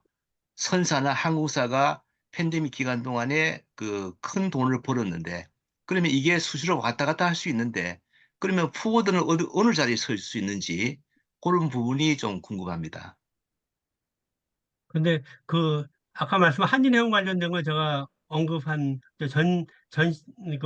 거기서 강의에서 했고요. 제가 언급한 부분은 없고요. 근데 그거라는 저는 근데 크게 봐서 이제 화도나 포도나 우리가 캐리어들 항공사나 선사 부분에 대한 부분들 이 자리매김 부분에 대한 게 분명히 필요한데 그다음에 지금 일본 같은 경우는 지금 접근하는 게 이제 국내 육상 운송에 관련된 부분 이제 아까 2024년도 문제 되니까 지금까지는 모든 게 갑이 화두가 돼 있었어요. 근데 지금 해운 시야는 좀 다르게 되는데, 근데 그거를 그냥 불공정하다 그래가지고 이거를 법적으로 이제 바꾸는 거거든요. 그래서 실제로 가서 화물차가 들어갔으면 바로 실어줘야 되는데 화물차 안 실어주고 대기시킨다. 그럼 이때까지 안 받았으면 대기로 다 받는 거고. 그 다음에 하역 부분에 대한 부분들, 이런 부분에 대한 거, 바로 하역 안 해주면 어떤 거, 이런 식으로 세부화된 그런 부분에 대한 룰을 만들어서 그 부분을 적용해보자. 그러지 않으면 그 생존의 문제 부분, 사람들을 못 구해서 결국은 그 트럭이 서 있는 그 부분. 우리나라 같으면 택시 회사들이 그 기사가 없어서 이제 차 쓰는 것처럼 우리나라도 지금 조금만 있으면은 그 화물차들도 기사를 못 구해서 아니면 뭐 지형 기사뿐만 아니라 지입을 하겠다고 들어오는 사람들이 없기 때문에 차가 쓰는 경우가 생겨요. 지금 대형차 같은 경우는 거의 60대들 큰 대형 장거리 운송차들은 거의 60대들이지 50대 후반, 60대 그랬지 젊은 사람들 안 해요. 그러면 트럭은 있는데 트럭 운전하는 운전기사가 없는 거예요. 그러면 자연스럽게 이제 이게 바뀌겠죠. 이게 기사가 없고, 이게 그러면 기사가 없고, 그다음에 차가 없으면 결국 운임은 올라가겠고, 그다음에 화주 부분에서 거기 맞춰줄 수밖에 없는 거고, 그다음에 다른 뭐 그 반대 부분에 있는 뭐 선사나 뭐 제조 공장도 마찬가지겠죠. 뭐 이런 여러 가지가 사회적으로 엮여질 부분인 것 같은데 그런 극한 과정까지 가기 전에 어떤 면은 사회적으로 조정할 수 있는 부분의 역할은 그래서 정부가 개입해야 된다고 저는 생각합니다. 그래서 어, 바람직한 뭐 정부의 물류 개입 부분에 대한 거 이 부분을 계속 강조하는 부분이 그냥 민간한테 맡겨줄 사항은 아닌 것 같아요. 정책적으로 이거를 좀 만들어서 계도할 수 있고 아니면 유도할 수 있는 그런 방향이 중요하다고 생각합니다. 저기 사장님, 요 네, 화면을 좀 내려주시겠습니까? 요- 공유한 거요? 예, 공유한 거 말이죠. 예. 네네, 예, 예. 네, 그, 저도 좀, 네, 말씀 좀 여쭈면은, 아까, 그 권호인 대표님께서 이 물류를 과연 산업으로 보는가 이런 질문하셨는데, 제가 이제 물류 쪽에 이렇게 가보면, 특히 포워더들을, 저 업태를 산업으로 보지 않는다. 이제 그런 말씀을 자꾸 하시거든요. 근데 산업이란 게 뭐가 그렇게 기준이 뭐 어떤 것인데 그게 인정을 못 받는다는 건지 명확하게 잘 오지를 않거든요. 예를 들면 뭐 H&M 같으면은 그 운송인으로 이제 계약의 당사자가 되어서 운임을 받는데 포워드들은 그 화주와 계약을 체결해서 이제 운송인으로 그 운임을 그 받지 못한다는 그런 뜻인지 그걸 정확히 잘 모르겠어요. 우리가 그 상법상으로는 지금 포워드들도 이제 화주와 운송 계약을 체결해 가지고 그게 운송인이 되지 않습니까? 그리고 운임을 직접 받고 그리고 이제 하수 운송인으로 이제 뭐 실제 운송인하고 다시 또 제2의 운송 계약을 체결하니까 근데 산업인가 아닌가는 그게 무슨 말씀인지 잘 이해가 안 돼, 법률적으로. 제가 교수님 예, 말씀에 좀 하나만 부연하겠습니다. 예. 산업은 그 산업 자체를 보호, 육성, 장려를 하고요. 서비스는 그 서비스를 소비하는 소비자를 보호하는 겁니다. 차이가. 그러니까 그러니까 산업의 그 대응되는 개념은 서비스입니까? 그렇게 되는 거죠. 그러니까 그러니까 지금은 요 물류를 전부 서비스로만 보지 산업으로 키울 생각이 없다. 이제 그런 쪽으로 이해를 해야 되겠네요. 서비스로 분류해 두고 있는 동안은 예.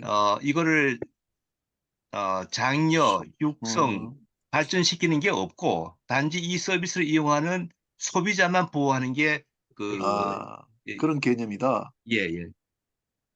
그래서 이제 우리가 뭐 큐앤 나길과 같은 대형 물류회사가 탄생하지 못한다. 또 그렇게까지 갈 수도 있겠네요. 서비스로만 교수님, 본다. 예. 교수님, 예. 제가 한 말씀 드리겠는데요. 예. 이 물류라고 하는 개념 자체가 정립이 잘 안 되어서 여러 사람들이 각기 다른 정의를 내리는 것 같습니다. 예를 들면은 NIK는 오래전에 자기 회사 이름을 NIK 로지스틱스라고 바뀌었습니다. 그렇죠. 예. 예, 로지스틱스라고 바꾸고 그 회사의 내부에 해운을 뒀습니다. 그러니까 해운도 물류의 일부다라고 한 겁니다. 그래서 지금 유럽의 NIK의 서비스 내역을 보면은 해상 운송도 하지만 영국이나 유럽의 일부 지역에서는 그것을 택배로 해서 도어 딜리버리까지 다 해줍니다. 거기에 NYK 로지스틱스라고 하는 조직에 인원이 거의 4만 명이나 될 정도로 그 사람들은 그렇게 이제 물류라는 것을 정의를 하고 있습니다. 지금 제가 강의를 듣고 보니까 그 물류라고 하는 것에 정의가 너무 광범위하기 때문에 생활 물류라든지 또는 산업 물류라든지 이런 그 분야들을 어느 정도 세분화할 필요가 있지 않는가. 그렇지 않으면 혼돈이 너무 많이 생길 것 같습니다. 그게 제 생각입니다. 예, 예. 우리는 뭐 하여간 서비스에 포커스를 둔다 또는 그, 그 산업이 그 수익을 올리는 쪽에 뭐 그 이제 확장하는데 포커스 둔다 이런 것보다도 하여간 그 상거래의 주체가 되면은 그 산업이거든요. 상거래의 주체가 되면은. 그렇죠. 그러니까 이제 그렇죠. 예. 운송 계약을 체결해서 운임을 화주로부터 받을 수가 있으면은 그는 이미 산업화가 된 거거든요. 근데 이제 포워더로서 운송 주선만 하는 사람은 이제 수수료만 받으니까 진짜 그는 서비스만 뭐 해주는 보조상이라고 우리 그러는데 그거밖에 안 되니까 산업화가 안 됐다 이렇게 볼 수 있는데 근데 지금 프레이트 포워더들은 이제 현실적으로 그 선화증권 발행하고 이제 그 운임을 받고 뭐 이제 종합 물류까지 이제 하면서 뭐 지금 이제 선사들보다도 더 크게 성장하고 있으니까 산업화가 그 산업을 안 본다 이런 말이 하여간 좀 이질적인 것 같아요. 그래서 근데 지금 필요한 게 일본인, 예, 가지고 일본인 경우에는 크게 나누어서 포워딩하는 회사가 있지만 그 밑에 택배라고 또 파슬만 하는 회사들이 있지 않습니까? 예, 그러니까 택배라고 하는 것과 그 다음에 조금 더 그것을 컨솔리데이션도 하고 그 다음에 또 바주들을 대신을 해서 또 중간에서 선사 중간에서 포워딩을 하는 조금 더 주선인요, 큰 예, 주선인, 그룹의 예, 주선인이죠. 분류도 있고 해서 그것을 어느 정도 전부 트랜잭션마다의 그 구분을 해서 물류를 좀 세분화할 필요가 있고 지금 말씀하신 대로 국가의 개입이 필요하다라고 하는 부분들에 대해서는 충분히 설득력 있는 이야기인데 그것은 상위 부분에 있어서의 국가의 개입이 아니고 하위 계급의 또 가난하고 없는 사람들을 위한 또는 노령층들을 위한 물류에 대한 별도의 어떤 데피니션이 필요하지 않느냐 그런 생각이 듭니다. 예, 오늘 근본적인 거 좋은 토론이 됐는데 그래서 오늘도 제가 한국해법학회에 그 이제 포워더들의 이제 입법상 지위를 확보하는 방안 해가지고 우리 네, 상법도 개정하고 이제 물주정책 기본법도 이제 개정하는 쪽으로 그 좀 글을 하나 써서 이제 냈었거든요. 그래서 네, 네, 좀 더 보니까 이제 우리가 말로 하는 포워드 운송 주선 이는 세 가지 기능을 다 하는 것 같아요. 그 첫 번째는 이제 주선만 하는 경우가 있고 두 네, 번째는 그렇죠. 무선박 운송인이라고 해서 계약 운송인이 되는 것도 있고 그다음에 이제 그 계약 운송인이 운송을 중심으로 해서 종합 물류로 뻗어나가는 종합 물류인 뭐 3PL 하는 것도 네, 있고 그래서 그 물류정책 기본법에는 그 세 가지를 다 담아야 되는 거 아닌가.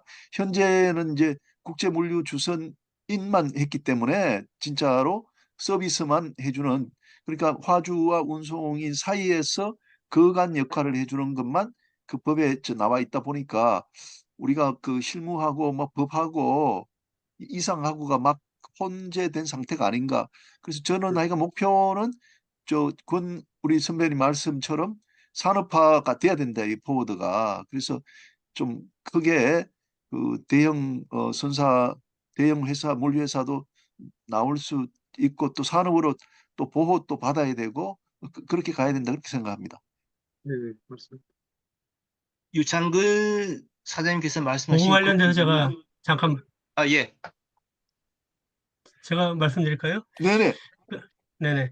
그 지금 현재 부분은 아까 말씀하신 것처럼 이제 주산업 부분에 국제물류 주산업은 물류정책 기본법에 의해서 그 되고 있잖아요. 그래서 그 부분 근데 지난 그 어제 그러니까 금요일 날그 내년도 이제 2026년도부터 시작해서 10년간 이제 물류정책 기본 계획이나 국가물류 기본 계획이 나오잖아요. 그 관련돼서 담당 국장하고 금요일 날 같이 좀 얘기를 했었고, 그 전주에는 관련 실장하고 같이 좀 얘기를 한 적이 있어요. 그래서 어떤 걸 담아야 되느냐. 근데 그 중에 나왔던 것 중 하나가 이 부분, 주선업 부분에 대한 거. 그래서 야, 육상함을 운송업하고 육상함을 주선업이 있잖아요. 이게 우리나라 그 유군에서도 그렇게 나눠져 있는 부분인데, 그래서 해상 부분도 이제 국제물류 주선업 부분에 대한 부분들. 그래서 거기 나왔던 그 중에 많이 인용되는 게 일본의 포워더들, 그러니까 복합운송 주선업체 수하고 그게 한 500개 정도 되더라고요. 500개 조금 넘는데 우리나라는 그보다 규모가 작은데 실제로 5천 개가 넘는다. 그래서 이거에 대한 부분은 어떻게 정리할 건가? 그다음에 유군에서는 운송업 부분하고 트럭커들을 운송업하고 운송 주선업에 관련된 부분은 어떻게 나눌 거냐? 우리는 한 법안에 들어가 있는데 그거를 일본처럼 물류 3법처럼 일본에 그처럼 법을 나눠야 되느냐? 그래야지 이게 서로들 거될 수 있지 않느냐? 뭐 이런 여러 가지 문제들이 같이 거되기 때문에 그런 부분은 업계나 아니면 학교에서 이걸 한번 정리해 줄 필요가 있을 것 같아요. 아까 우리 교수님 말씀하신 것처럼 이 부분에 대한 게 어떤 식으로 아까 우리가 3페이라는 부분은 별도의 업종이 없습니다. 그다음에 국제 특성업에 대한 건 있어요. 아까 DHA나 이런 부분에 대한 건 특성업이라는 건 별도의 이제 그게 있고요. 근데 그거는 이제 관세청에서 받게 돼 있고 그다음에 일부는 이제 그돼 있죠. 그 허가는 이제 구까지 내려가서 그러니까 구청이나 시청까지 지금 내려가 있는 상태인데 거기까지 내려가 있는 부분인데 그래서 이걸 저도 얘기한 건 좀 그걸 좀 올리자. 그거를 중앙부처가든지 아니면 최소한 도나 시 정도에서 그걸 해줘야지 너무 내리니까 이걸 그대고 무실적 부분 아까 복합운송 주선업 부분 포워더 부분도 무실적이 너무 많아요. 근데 일본 같은 경우는 그 할 때마다 한 번씩 그 하잖아요. 파일링 할 때마다 다시 한번 그 하죠. 실적이나 이런 거 신고 자료를 제출하잖아요. 근데 우리나라는 그게 없어요. 그러니까 한 번 등록해 놓으면 그게 이걸 관리가 안 되고 그냥 등록만 돼 있고 그냥 스스로 이제 폐업 신고 부분 해갖고 폐업 신고하는 게 아니라 거기까지 관청에 가서 내가 그만두겠다고 이걸 신고하지 않는 이상 그냥 남아있는 그런 형태가 되니까 5천 몇 개라고 그래도 이건 뭐 실제로 있는 업체인지 없는 업체인지 그게 안 되니 한번 그런 정비를 한번 할 필요가 있다. 그 중에 하나가 이제 지금까지 인허가 거했던 부분에 대한 등록이죠. 등록자니까 등록할 그 자체를 좀 하위로 올려야 되지 않냐. 중앙부처가 상에 시나도까지 올려야 되지 않느냐. 그래서 그걸 그 다음에 올리는 것뿐만 아니라 그걸 관리해야 되지 않느냐. 그랬고 산업이다 아니냐. 그러니까 크게 그냥 물류산업 안에 여러 가지 있잖아요. 해운부터 항공부터 시작해서 쭉 있잖아요. 육상 부분에 대한 거, 유군부터 시작해서 창고나 이런 부분들, 항만 하역업이나 뭐 하역업 부분들 이런 여러 가지 정보 이런 여러 가지 부분들 포괄적으로 있는데 그걸 포괄적으로 규정하는 법이 없어요. 물류법이 없으니까 뭔가 하나 포괄적으로 될 수 있는 그런 법이 있어야 되는데 기본법이 그게 없고 또 하나가 뭐냐면 해운 같은 경우 해운산업진흥법이나 이런 부분에 대한 그게 있는데 유군에 대한 부분이나 유군도 유군진흥법이나 뭐 이런 게 있는데 물류에 대한 거는 그 법이 없어요. 그러니까 뭐가 진흥이란 법이 있어야지 거기에 뭐 지원할 수 있는 예산이 있는 부분인데 예산이 지금 없다 보니까 할 수 있는 게 상당히 적어요. 그래서 뭐 다른 뭐 그런 부분에 대한 거 교통세를 전용하든 뭐 하든 그런 걸 만들어야 되지 않느냐 뭐 이런 부분에 대한 얘기도 좀 나오고 그랬는데 하여튼 이거는 좀 그 뜻을 한번 모아서 지금 한번 누군가 정리를 해 주실 필요가 있지 않는가 그렇게 생각합니다. 네, 이상입니다. 예, 예, 감사합니다. 그 그, 물류정책기본법, 예, 권 대표 말씀 먼저 예, 하시죠. 예. 제가 그 동영상을 한번 좀 이게 같이 공유를 하고 한 말씀 좀 드리고 싶습니다. 굉장히 중요한 건이라서. 电商却被平台限制、支付不便、物流退货麻烦等问题卡住。别急，注册一家韩国公司只需100万韩币注册资金，最快40到60天拿营业执照，让你的韩国电商事业又贵又高效。为什么要注册韩国公司？主流电商平台 Coupang、The Market、11 Street 等平台要求本地法人身份，没有韩国公司，连店铺都开不了。支付结算更便捷，拥有韩国公司就能轻松接入 KakaoPay、Layer Pay 等本地支付，提高转化率。物流退货更高效，韩国本地公司身份更易与本地物流仓储合作，退换货流程更顺畅，减少客户流失，品牌信任度提升，韩国消费者更青睐本地企业。拥有韩国法人身份能大幅提升品牌认可度，快速注册，告别冗长流程，最终到手资料一步到位。营业执照、法人卡、法人登记副本、公司公章、硬件证明书、韩国公司公户、网络销售许可、韩国手机号。限时首年地址费加代理费直接帮你省掉。申请所需资料：法人护照、身份证、公司英文名称、韩国联系方式和邮箱。韩国电商红利期，注册即刻起航。速戳老梁，开启你的韩国电商事业。 네, 됐습니다. 이게 무슨 내용이냐 하면은요, 중국의 위챗에서 한국에 100만 원만 들고 가면은 마음대로 물류할 수 있다는 겁니다. 한국에 굉장히 많은 중국에서 들어와 있습니다. 우리가 국내 물류하고 국제 물류를 구분을 안 놓고 국제 물류에 대해서 아무런 규제도 없고 아무런 협회에 관심도 없는 이런 틈새에 이렇게 밖에서 치고 들어오는 게 생깁니다. 어떻게 할 겁니까? 이게 산업이 아닌데 서비스업인데. 그래서 굉장히 많은 한국계 중국인들이 와서 지금 일들을 하고 있습니다. 관심 있게 보셔야 될 대목 같아서 동영상 올려드렸습니다. 예, 저는 이상입니다.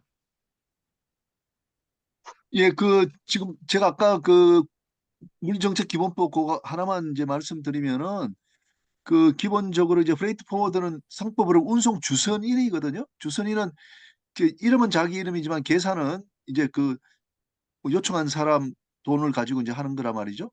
그런데 상법에는 운송 주선인은 그렇게 정의가 잘 되어 있는데 물류정책기본법에 가면은 자기의 이름으로 자기의 계산으로 주선을 하는 자 이렇게 정의를 해놔 버렸어요. 그게 서로 모순이 되는 거죠. 주선이라는 말 자체는 자기의 이름으로 타인의 계산을 해야 되는데 거기는 앞에다가 또 자기의 이름과 자기의 계산으로 한다 했기 때문에 이게 뭐가 뭔지 막 섞여 있어요. 그래서 제가 분리를 해가지고 원래 주선인이 주선하니까 이제 자기의 이름과 타인의 계산으로 첫째는 주선도 하고 그 다음에 두 번째는 자기의 이름과 자기의 계산으로 또 운송 계약도 체결하는 자 이렇게 이제 두 개를 구별해 가지고 했어요. 그렇게 되면은 이제 물류정책기본법에서부터 이제 말하자면 우리 무선박 운송인 미국법에서 말하는 또는 우리 상법에서 말하는 계약 운송인이 될 수가 있는 것이거든요. 그렇게 해서 일단 출발을 시켜놓고 그 다음에 그 아래 이제 3PL 뭐 그 앞에 정의가 약간 있기는 있습니다만은 뭐 운송 또 뭐 통관 또 하역 보관까지도 전부 인수하는 자 이런 식으로 좀 정의를 해가지고 실무랑 좀 맞추도록 했고 물류정책기본법은 이제 뭐 등록 같은 이제 행정 규제를 하는 법이기 때문에 그런 정도만 일단 했고 사법적인 거는 이제 상법 안에 가면은 이제 있으니까 상법도 규율을 하고 이렇게 하도록 했고 또 이제 하나 우리 이상근 또 사장님이 말씀하셨는데 일본에는 화물 이용 운송 사업자라는 게 있더라고요. 그 법이 있는데 그 법은 정말 잘 만들었더라고요. 잘 만들어 가지고 말하자면 산업으로 가는 그런 법이더라고요. 그 안에 이제 다양한 보호도 하고 진흥도 하고 또 화주를 보호하는 또 말하자면 이제 운송 주선인을 또 규제하는 것도 들어있고 참 좋더라고요. 근데 이제 우리는 이미 물리정책 기본법이 있기 때문에 독자적으로 하기는 조금 어려운 것 같아서 일단은 이제 그는 소개만 하고 말았는데 하여간 이제 금년에 뭔가 좀 그걸 새로 해야 될 것 같아요. 제가 듣기로는 CJ 대한통운도 3PL을 넣으려고 뭐 국회 활동하고 있다 그러더라고요. 그래서 여러 쪽에서 이제 움직이고 있기 때문에 금년에는 좀 의견을 모아가지고 정말 포워드 하시는 분들이 너무 난립되지 않도록 또 하면서도 이걸 산업화 시켜서 좀 국제적으로 나갈 수 있도록 그렇게 했으면 좋겠다는 생각입니다. 예, 감사합니다.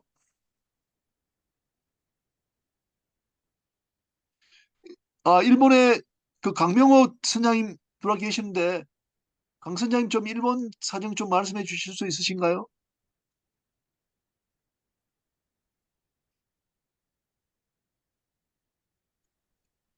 교수님, 제가 지금 어디 모임에 와 아, 있어가지고요. 말이 좀 어려울 것 같습니다. 예. 죄송합니다. 그리고 제가, 이상석 차장님. 제가, 네. 예, 김정인 박사님부터 먼저 저도 하시고, 질문이 하나 있어서. 예, 예, 저기 대표님, 그렇지 않아도 저희가 이제 제가 지금 물류정책 기술실인데, 한국해양수산개발원 거기 근무하고 있는데, 그, 지금 이제 물류에도 AI를 많이 도입을 하고 있고, 이제 국제 물류 주선업에도 그것을 활용해서 이제 좀 중소기업 같은 경우에는 아직은 조금 그런 부분들이 어려움이 있다라고 하는데, 지금 대형 물류 기업들은 도입하고 있는 상황에서 국제물류 주선업에도 그런 부분을 좀 도입해야 되지 않을까라고 지금 뭐 연구를 기획하고 있어서 사명 물류에서 또 잘 AI를 활용하고 있다고 제가 들어서 그런 부분이 어떻게 활용하고 계신지랑 뭐 국제물류 주선업에서 이제 어, 물류 플랫폼 활용하는 방안에 대해서 국제물류 주선업체들이 어, 그, 어, AI를 활용한 물류 플랫폼 활용하는 거에 대해서 어떻게 생각을 하시는지 약간 뭐 대기업과는 분리돼서 뭐 그런 공동 플랫폼을 구축한다든지 이런 식으로 하면 좋을 것 같다라는 의견이 일부 있었는데 그런 부분들 제가 두 번째 드린 질문에 대해서 조금 의견 있으시면 간략하게 지금 시간이 좀 늦긴 했는데 좀 말씀해 주실 수 있을까 해서 예, 좀 질문 좀 드리겠습니다. 네, 그 AI 도입 부분에 관련돼서 저도 네, 상당히 관심이 많아요. 네, 그래서 AI 부분에 대한 부분은 어떤 방식으로 도입할 건가, 이 부분은 네, 상당히 좀 고민을 많이 하는데, 그 네, 주소이나 이런 부분보다는 지금 우리가 그 배송 부분, 운송 네, 부분에서 배송 부분을 네. 어떻게 라우팅을 짤 거냐. 근데 라우팅이라는 게 결국은 뭐냐면 우리가 단순하게 거리 관련만 되는 게 아니라 배달 요청 시간들이 다 다르기 때문에 그걸 네, 맞춰서 어떻게 만들 거냐. 그 다음에 또 하나 물류센터 내에서 부분들 AI 활용해서 그 적재 부분에 대한 거, 그러니까 그죠, 로케이션 관리하는 거, 이 부분을 어떻게 할 거냐. 이쪽까지는 음, 그려봤는데 아직 주선 음, 부분에까지는 지금 저희가 들어가지 못하고 한 5가지 정도 우리가 방향에서 좀 보긴 해요. 근데 네, 아직까지 거기는 조금 뒷전에 좀 있다고 좀 그들 생각하고 음, 있습니다. 아직까지 구체적으로 지금 간 부분은 없습니다. 네, 감사합니다. 또 네, 예, 궁금한 예, 거 있으면 또 연락을 드리겠습니다. 네, 네, 그렇게 감사합니다. 하세요. 네네. 네, 예, 김정현 박사님, 또 물류 쪽에 있으니까 많이 도와주시기 바라고요. 이상석 그 해양진흥공사 사장님한테 좀 질문 드리고 싶은 게, 우리가 해양진흥공사를 그 만들면서 그 설립 목적이 그러니까 해운회사를 이제 뭐 도와주기 위한 것이다 해서 조선업은 이제 도와주지 않고 있지 않습니까?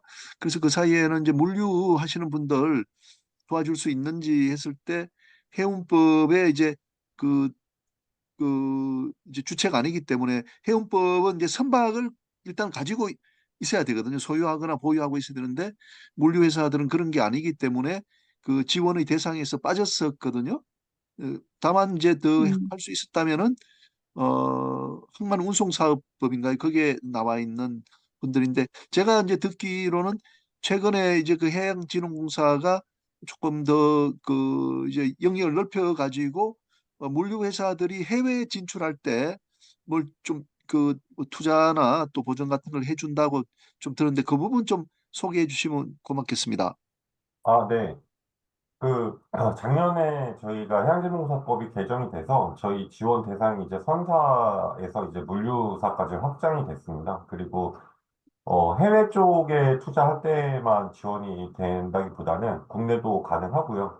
그리고 특히 이제 항만 배후단지 같은 경우에 처음에 건설을 할 때 대규모 자금이 투입이 되는데 그런 데에 대한 개발 금융도 할 수 있고요. 그리고 만약에 이제 분양이 되거나 임대를 했을 때 참고로 짓는 PF 금융도 가능합니다. 특히나 해외 쪽도 말씀을 드리면 해외 쪽에 이제 항만을 개발하는 경우나 혹은 뭐 자본을 인수하는 거 혹은 현재 포워더를 뭐 M&A 하는 경우에 인수금융이라던가 이런 모든 거를 다 할 수가 있습니다. 그래서 해양진흥공사가 기존에 이제 선박금융을 중심으로 해서 이제 많이들 생각을 하셔서 선사들 위주로 이렇게 많이 생각을 하셨는데 실제로 물류사들 그다음에 혹은 이제 해외에서 건설을 한다고 하면은 항만을 건설한다 그러면 우리나라 건설사들까지도 지원이 모두 가능합니다.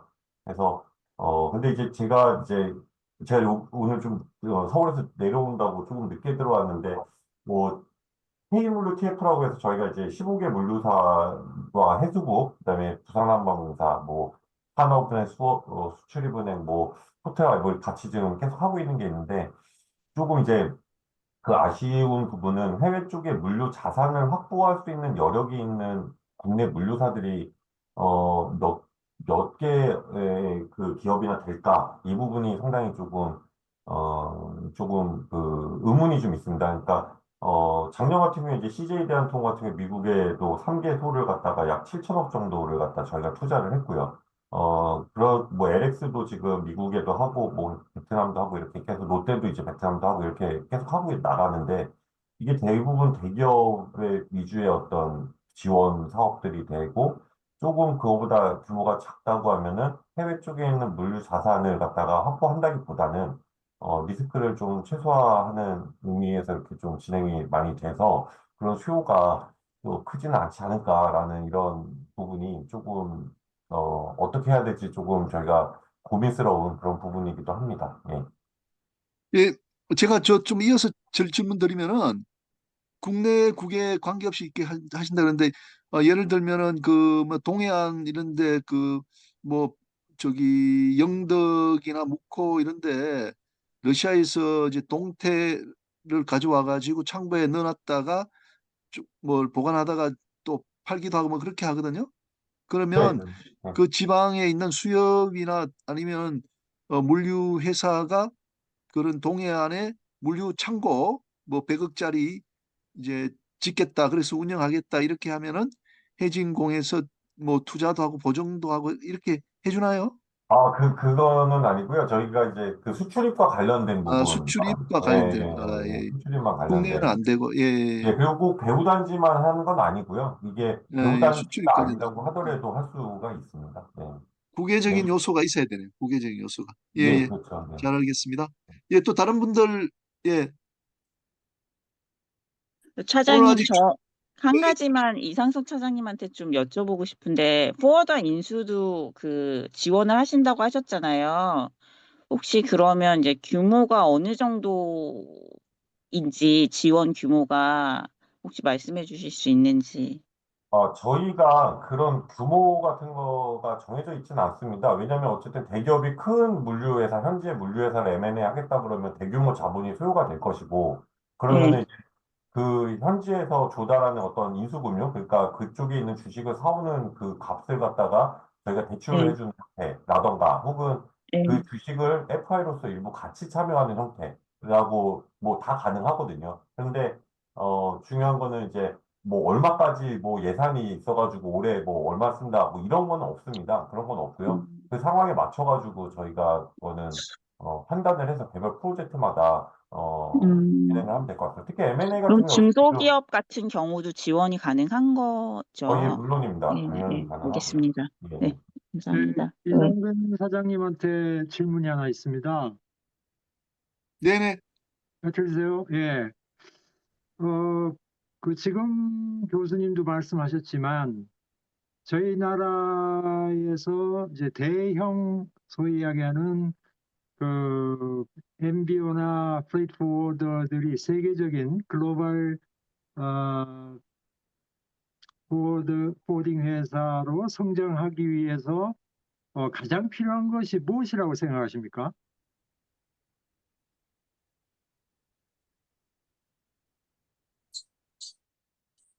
질문이 단순한데 상당히 좀 어렵네요. 그래서 네, 그러니까 그 중에 각 이제 회사마다 상당히 많이 이제 아니 아니 고민하실 것 제가 같아요. 그래서 어떻게 이제 좁혀드리면 인적 자원이 중요한 것인지 지금도 M&A 이야기가 나왔는데 저희도 이제 해운을 해보면 해운의 네트워크를 전 세계로 깔아서 운영을 하다 보면 맨파워가 제일 중요한 거죠. 휴먼 리소시스 관리가 상당히 중요하고, 그 다음에 이제 그것이 확보되고 난 다음에 영업이 어느 정도 확장이 되고 난 다음에 이제 거기에 물류, 여러 가지 시설도 필요하고, 웨어하우스도 필요하고, 또 대포도 필요하고, 그것을 이제 인수를 하고 이렇게 되겠지만, 가장 중요한 것은 사람과, 그리고 지금 IT 아니겠는가. 지금은 IT라 그러면 이제 거의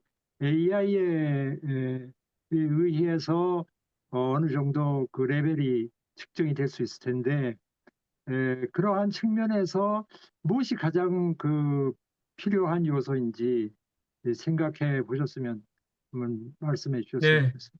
네, 답변드리겠습니다. 근데 그 어느 한 가지 가지고는 안 되는 것 같고요.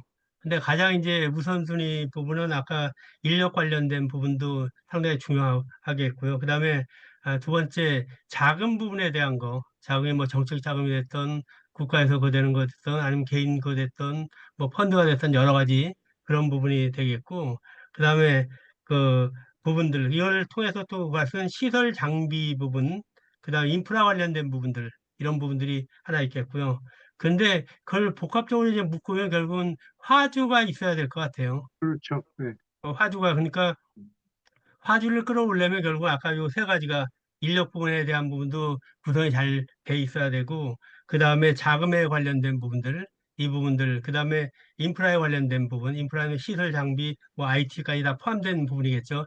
이 부분들이 복합적으로 되는데, 그것도 아까 우리 회장님 말씀하신 것처럼 가장 중요한 게 사람이 그거를 갖다 준다 그래가지고 이게 엮어서 만들 수 있는 그런 인력에 관련된 부분들 이게 상당히 좀 중요한 부분인 것 같아요. 이것만 있으면 나머지 부분은 뭐 자금이나 이런 부분에 대한 건 워낙 대규모 이제 투자할 수 있는 그런 분들이 펀드나 이런 부분들이 많기 때문에 그것만 정확히 돼서 그에 대한 다른 회사랑 차별화된 어떤 전략을 가지고 있으면은 비즈니스 모델만 가지고 있으면은 거의 투자를 부분에 대한 부분은 상당히 많이 있고요. 그리고 사람과 이제 자금에 대한 부분들이 있으면은 결국은 뭐 이 부분 나머지 뭐 인프라나 이런 부분들 이런 것들을 하는 거는 뭐 그렇게 어렵지 않다고 생각합니다. 그래서 두 가지 가람 인력 부분하고 그 다음에 자금에 관련된 부분들 이 부분에 대한 부분들을 네. 사장님, 가장 제가 중요하고 그보다 더 중요하다면 그걸 할 수 있는 사람이 가장 중요한 것 같습니다. 네. 네, 최동임 감사합니다. 상무님 이제 최동입니다. 제가 그 네덜란드에서 가장 고심을 하고 가장 큰 숙제가 그 부분인데요. 제가 여기서 유럽에서 포워딩 총괄하고 있고, 그리고 프라이싱도 총괄하고 있습니다. 제 가장 큰 타스크는 삼성 SDS를 글로벌 포워딩으로 발전시키는 건데요. 여러 가지 좋은 말씀 다 맞는데요. 저는 그중에 가장 중요하다고 생각하는 게 고객에 대한 정책, 그리고 거기에 대한 관심, 투자, 이게 제일 중요하다고 생각하거든요. 그러니까 삼성의 수뇌부, 아니면 어느 수뇌부에서 우리는 한국만 있는 뭐 CJ라든지 뭐 삼성, 뭐 LG 같은 그 고객만 하는 게 아니라 저쪽 있는 뭐 이케아라든지 이런 것까지 해서 월드와이드 글로벌 네트워크를 시큐하겠다 이런 의지가 있으면 되고요. 그러니까 뭐 대서양도 하고 중국에서 미국 가는 거 뭐 이런 것들. 옛날에 한진해는 그렇게 했거든요. 예, 한 12%, 그러니까 92%가 소위 얘기하는 상국간이었어요. 이게 선사니까 가능했죠. 포드는 되게 힘들어요. 사실은 네트워크가 없기 때문에. 근데 그 네트워크를 하고 투자를 하느냐, 사람도 투자해야 되고 거기에 대한 조직도 투자해야 되고, 고객에 대한 정책이나 관심이 나중에 네트워크나 투자를 다 만들거든요. 그래서 고객에 대한 어떤 스트래티지, 이게 먼저 수행이 돼야 된다고 생각합니다. 그래서 우리가 아무리 뭐 대형 고객도 한국발 왔다 갔다 하는 그걸만 하게 되면은 결코 글로벌은 안 돼요. 푸네나겔이나 DSLV나 보면은, DSLV 같은 경우는 덴마크의 고객이 얼마나 있겠습니까? 전부 98%가 전부 삼국간이거든요. 뭐 나이키를 한다든지 뭘 한다든지 미국에도 진출하고, 저희는 그런 게 전혀 없습니다. 그래서 여기는 제가 말씀드리면 한국에는 글로벌 프레이트 포더 하나도 없고요. 그렇게 되게 노력하는 데도 없습니다. 노력을 해봤는데 저도 한계를 느끼거든요. 그래서 그게 먼저 선임이 돼야 된다고 생각합니다. 예. 예, 좋은 말씀 감사합니다. 네. 예, 이창환 한 사장님. 가지, 최동민 상무가 지금 그거를 이제 담당하고 계신다 그러니까 저는 선사에 있으면서 이제 세계적인 포워더들을 많이 상대해 봐서 그 사람들이 가지고 있는 소위 노하우가 무엇인가 이걸 많이 관심 있게 봤는데, 그때 내가 하나 귀에 탁 들어온 이야기가 그 사람들의 인력 관리 시스템이더라고요. 예를 들어서 미국의 엑스페다이터즈라고 있는데 제일 큰 포더죠. 그 회사의 사람들의 퍼포먼스를, 세일즈맨들의 퍼포먼스를 관리하는 시스템이 이 자동차 세일즈 하는 데와 상당히 유사하게 닮아 있습니다. 그래서 한국만 하더라도 여기에 이제 한국 전체를 관장하는 책임자가 있고 그 밑에 세일즈맨이 있으면 그 세일즈맨이 퍼포먼스가 과주를 영업을 해가지고 오면 거기에 따라서 나오는 이익이 어느 정도 선사하고는 달리 포워더는 딱 짐을 어느 정도 수주를 해가지고 오면 그로부터 나오는 수익이 1년에 얼마라고 딱 떨어져 알 수가 있습니다. 그러니까 그 중에 거기서 얼마를 준다 이렇게 되어 있습니다. 그리고 그렇게 주는 시스템이 리워드 시스템은 5년을 간다, 3년을 간다 이렇게 딱 어워드 시스템이 되어 있는 거죠. 그것이 사람으로 하여금 모티베이션을 주고 더 많은 화주들을 이제 가져오지 않는가 그렇게 판단하는데, 그런 측면에서 잘하는 사람들은 여기에 책임자들보다 훨씬 더 많은 세일즈맨들이 보너스도 가져가고 연말 리워드를 가져가는 것을 봤습니다. 그러한 한국에서는 상당히 시연할 수 없는 상황에서 그런 글로벌 인력 관리 시스템이랄까, 그 다음에 퍼포먼스에 대한 리워드 시스템을 잘 갖추어 있지 않나 하는 생각을 했습니다. 그런 게 필요하지 않나. 사람도 필요하고 또 여러 가지 시스템도 필요하지만 그러한 인력 관리를 위한 또 인력 관리 시스템 이런 것들이 같이 따라줘야 되지 않나 그런 생각을 했습니다. 참고로 하시기 바랍니다. 예, 예, 감사합니다. 오늘 참석하신 그 모든 분들이 좀 느끼시는 거지만 우리가 뭐 QN 나겔이나 뭐 DHL과 같은 세계적인 포워드가 좀 탄생했으면 좋겠다는 생각이거든요. 그래서 뭐 그런 기반을 닦기 위해서 우리 이상근 대표님은 끊임없는 저술 활동을 통해서 많은 기여를 또 하고 계십니다. 오늘 또 최당님 상무님 또 로텔담에서 또 노력해 주시고, 오늘 또 뭐 유창근 사장님도 오셔서 전문성 많이 또 이렇게 우리한테 넣어 주셨습니다. 뭐 대단히 고맙게 생각합니다. 제가 마지막으로 하나만 좀 말씀드리면, 저는 뭐 해운하는 또 사람인데 이게 해운하고 이 물류 포워드업하고 이렇게 비교해 보면 정말 이게 극과 극이거든요. 그래서 이걸 조화를 잘 시켜야 된다 이렇게 생각합니다. 지금 포워드들은 물적 수단이 없지 않습니까? 이거 선박을 안 갖고 있으면서도 화주와 운송 계약을 체결해서 이제 이 해운 하시는 분들한테 이제 위탁해서 이제 하는 것이거든요. 그런데 또 한편 또 해운은 사람이 별로 없습니다. 사람이 자산은 많은데 사람은 얼마 없기 때문에 정치적인 힘이 없거든요. 근데 이제 포워드 하시는 분들은 사람이 많지 않습니까? 그러니까 정치인들이 해운보다는 우리 물류를 더 아주 소중하게 생각하는 것이거든요. 근데 이걸 두 개를 딱 합치면은 딱 좋을 것 같아요. 앞으로 점차 해운하고 이 물류는 합쳐서 이제 같이 가야 되는데, 우리 해운은 이 해양수산부, 또 물류는 또 뭐 국토교통부 이렇게 되고 법도 좀 나눠져 있어가지고 이걸 좀 통합해가지고 어떻게 잘 갔으면 좋겠다 하는 것이 좀 오랜 숙제인데, 오늘 뭐 좋은 그런 이제 인사이트가 많이 나온 것 같습니다. 이렇게 마치면서 오늘 유창근 사장님 마무리 말씀, 그리고 전통에 따라서 전영우 교수님이 이제 종결해 주시는 걸로 그렇게 하겠습니다. 유창근 사장님 부탁드립니다. 예, 감사합니다. 우리 최덕님 상무 그 유럽에서 입체적으로 인풋을 해주어서 대단히 좋은 정보 감사드리고요. 지금 세상이 많이 어지럽습니다만은 지금 정확하게 저희의 위치를 알 수 있도록 또 인풋을 해주셔서 감사드립니다. 앞으로도 자주 정기적으로 이렇게 유럽에서 바라본 해운이라는 중요한 정보들을 공급을 해주셨으면 감사하겠습니다. 그리고 이상근 사장님, 저는 물류의 이러한 그 사회과학적 측면에서 생각하고 계시고 있다는 데서 존경을 표하지 않을 수 없습니다. 저는 그냥 수익만 따지고 3, 40년을 여기에 종사를 했는데 이런 물류의 사회과학적인 공익 문제까지 생각을 하시고 계시다는 측면에서 상당히 참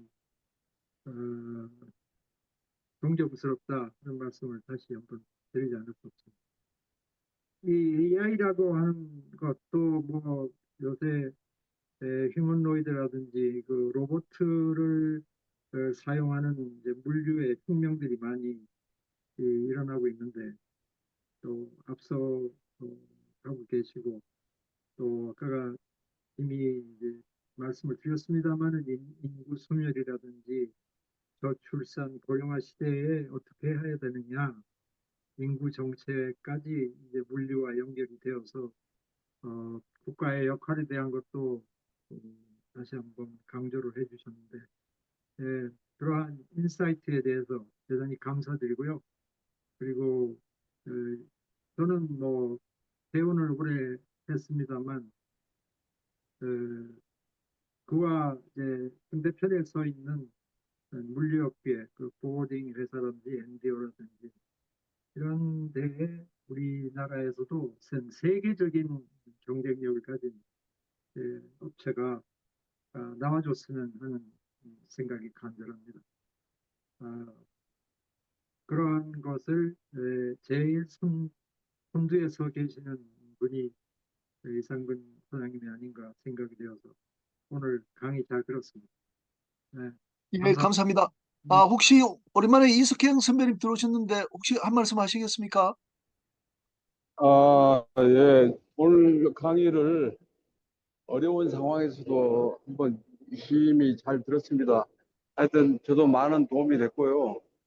그러나 저는 이제 MVO하고 제발 좀 프레이트 포워더를 확실하게 좀 구분을 했으면 좋겠어요. 그냥 무조건 MVO들도 프레이트 포워더 그러는데 좀 그거를 용어를 정리를 하든지 해가지고 이 복합 운송을 하는 MVO들하고 그냥 순수한 화물 주선만 하는 프레이트 포워더를 절대 좀 같이 혼동해서 안 썼으면 하는 좀 바람을 개인적으로 좀 가지고 옵니다. 그거를 좀 정확하게 좀 정리를 해가지고 좀 그것부터 좀 잘 마무리됐으면 좋겠습니다. 네, 감사합니다.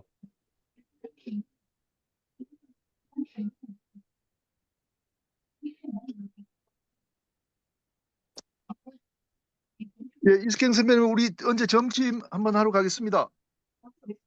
예, 알겠습니다. 예. 그러면 우리 전영우 교수님께서 뭐 마지막 말씀 부탁드립니다. 네. 안녕하십니까. 오늘 그 두 분의 그 현황에 대한 업데이트와 유럽에서의 최덕님 상무님 강의 잘 들었고요. 특히 이상근 사장님의 물류에 대한 강의는 제가 물류에 대한 이해를 그 폭을 넓히는 데 크게 이제 도움이 많이 됐다고 생각합니다. 물류 산업의 미래에 대해서 청사를 쭉 펼쳐 주시는데 그런 것을 하려면은 결국 이 고도인 대표님께서 말씀하셨듯이 현재의 물류라는 것은 물류정책기본법은 이제 정책과 정부의 일부 지원이 있고 그 물류 관리사에 대한 자격 제도가 있는 이런 법이고 국제 물류에 대한 어떤 정도가 있습니다. 우리 한국 표준 산업 분류에 보면은 이게 관련 운수 창고업이라는 큰 대분류 아래에 각종 운수업인 육상도로, 항공, 해운 등 쭉 나오고 선박관리업은 이제 법을 하나 만들었기 때문에 선박관리업을 산업 분류가 새로 들어갔고 여기에는 이제 관련 서비스업을 그 주선 중개 대리하는 산업 활동에서 서비스를 하는 산업이다 이렇게 이제 산업 분류로 되어 있는데 이것을 독특한 어떤 업으로 이렇게 관련 서비스가 아닌 업으로 하려면은 기존의 그 운송업을 관장하는 법들과의 관계가 좀 명확하게 해야 될 필요가 있지 않겠는가라는 법률적인 이슈는 있어 보입니다. 그렇지 않으면은 과연 이것이 현재 있는 운송업 다양한 이제 운송 수단을 비롯해서 이제 이렇게 체계에 마련되어 있는데 이것을 중간에 주선 중개 대리하는 하나의 산업화해서 관련 서비스를 산업화하려면은 뭔가 좀 더 검토가 필요해 보이는 이런 이제 느낌도 한편 받았습니다. 어쨌든 물류란 것이 단순한 중개 주선 대리하는 이런 측면뿐 아니라 우리 인구 감소와 고령화와 더불어서 사회적인 어떤 복지와도 깊이 관련되어 있을 수 있겠다 하는 그런 설명을 들으시고 상당히 설득이 많이 되었다고 생각합니다. 오늘 좋은 강의 되게 감사드립니다. 예, 감사합니다. 예, 예, 오늘은 정말 좋은 공부를 많이 해서 배가 부릅니다.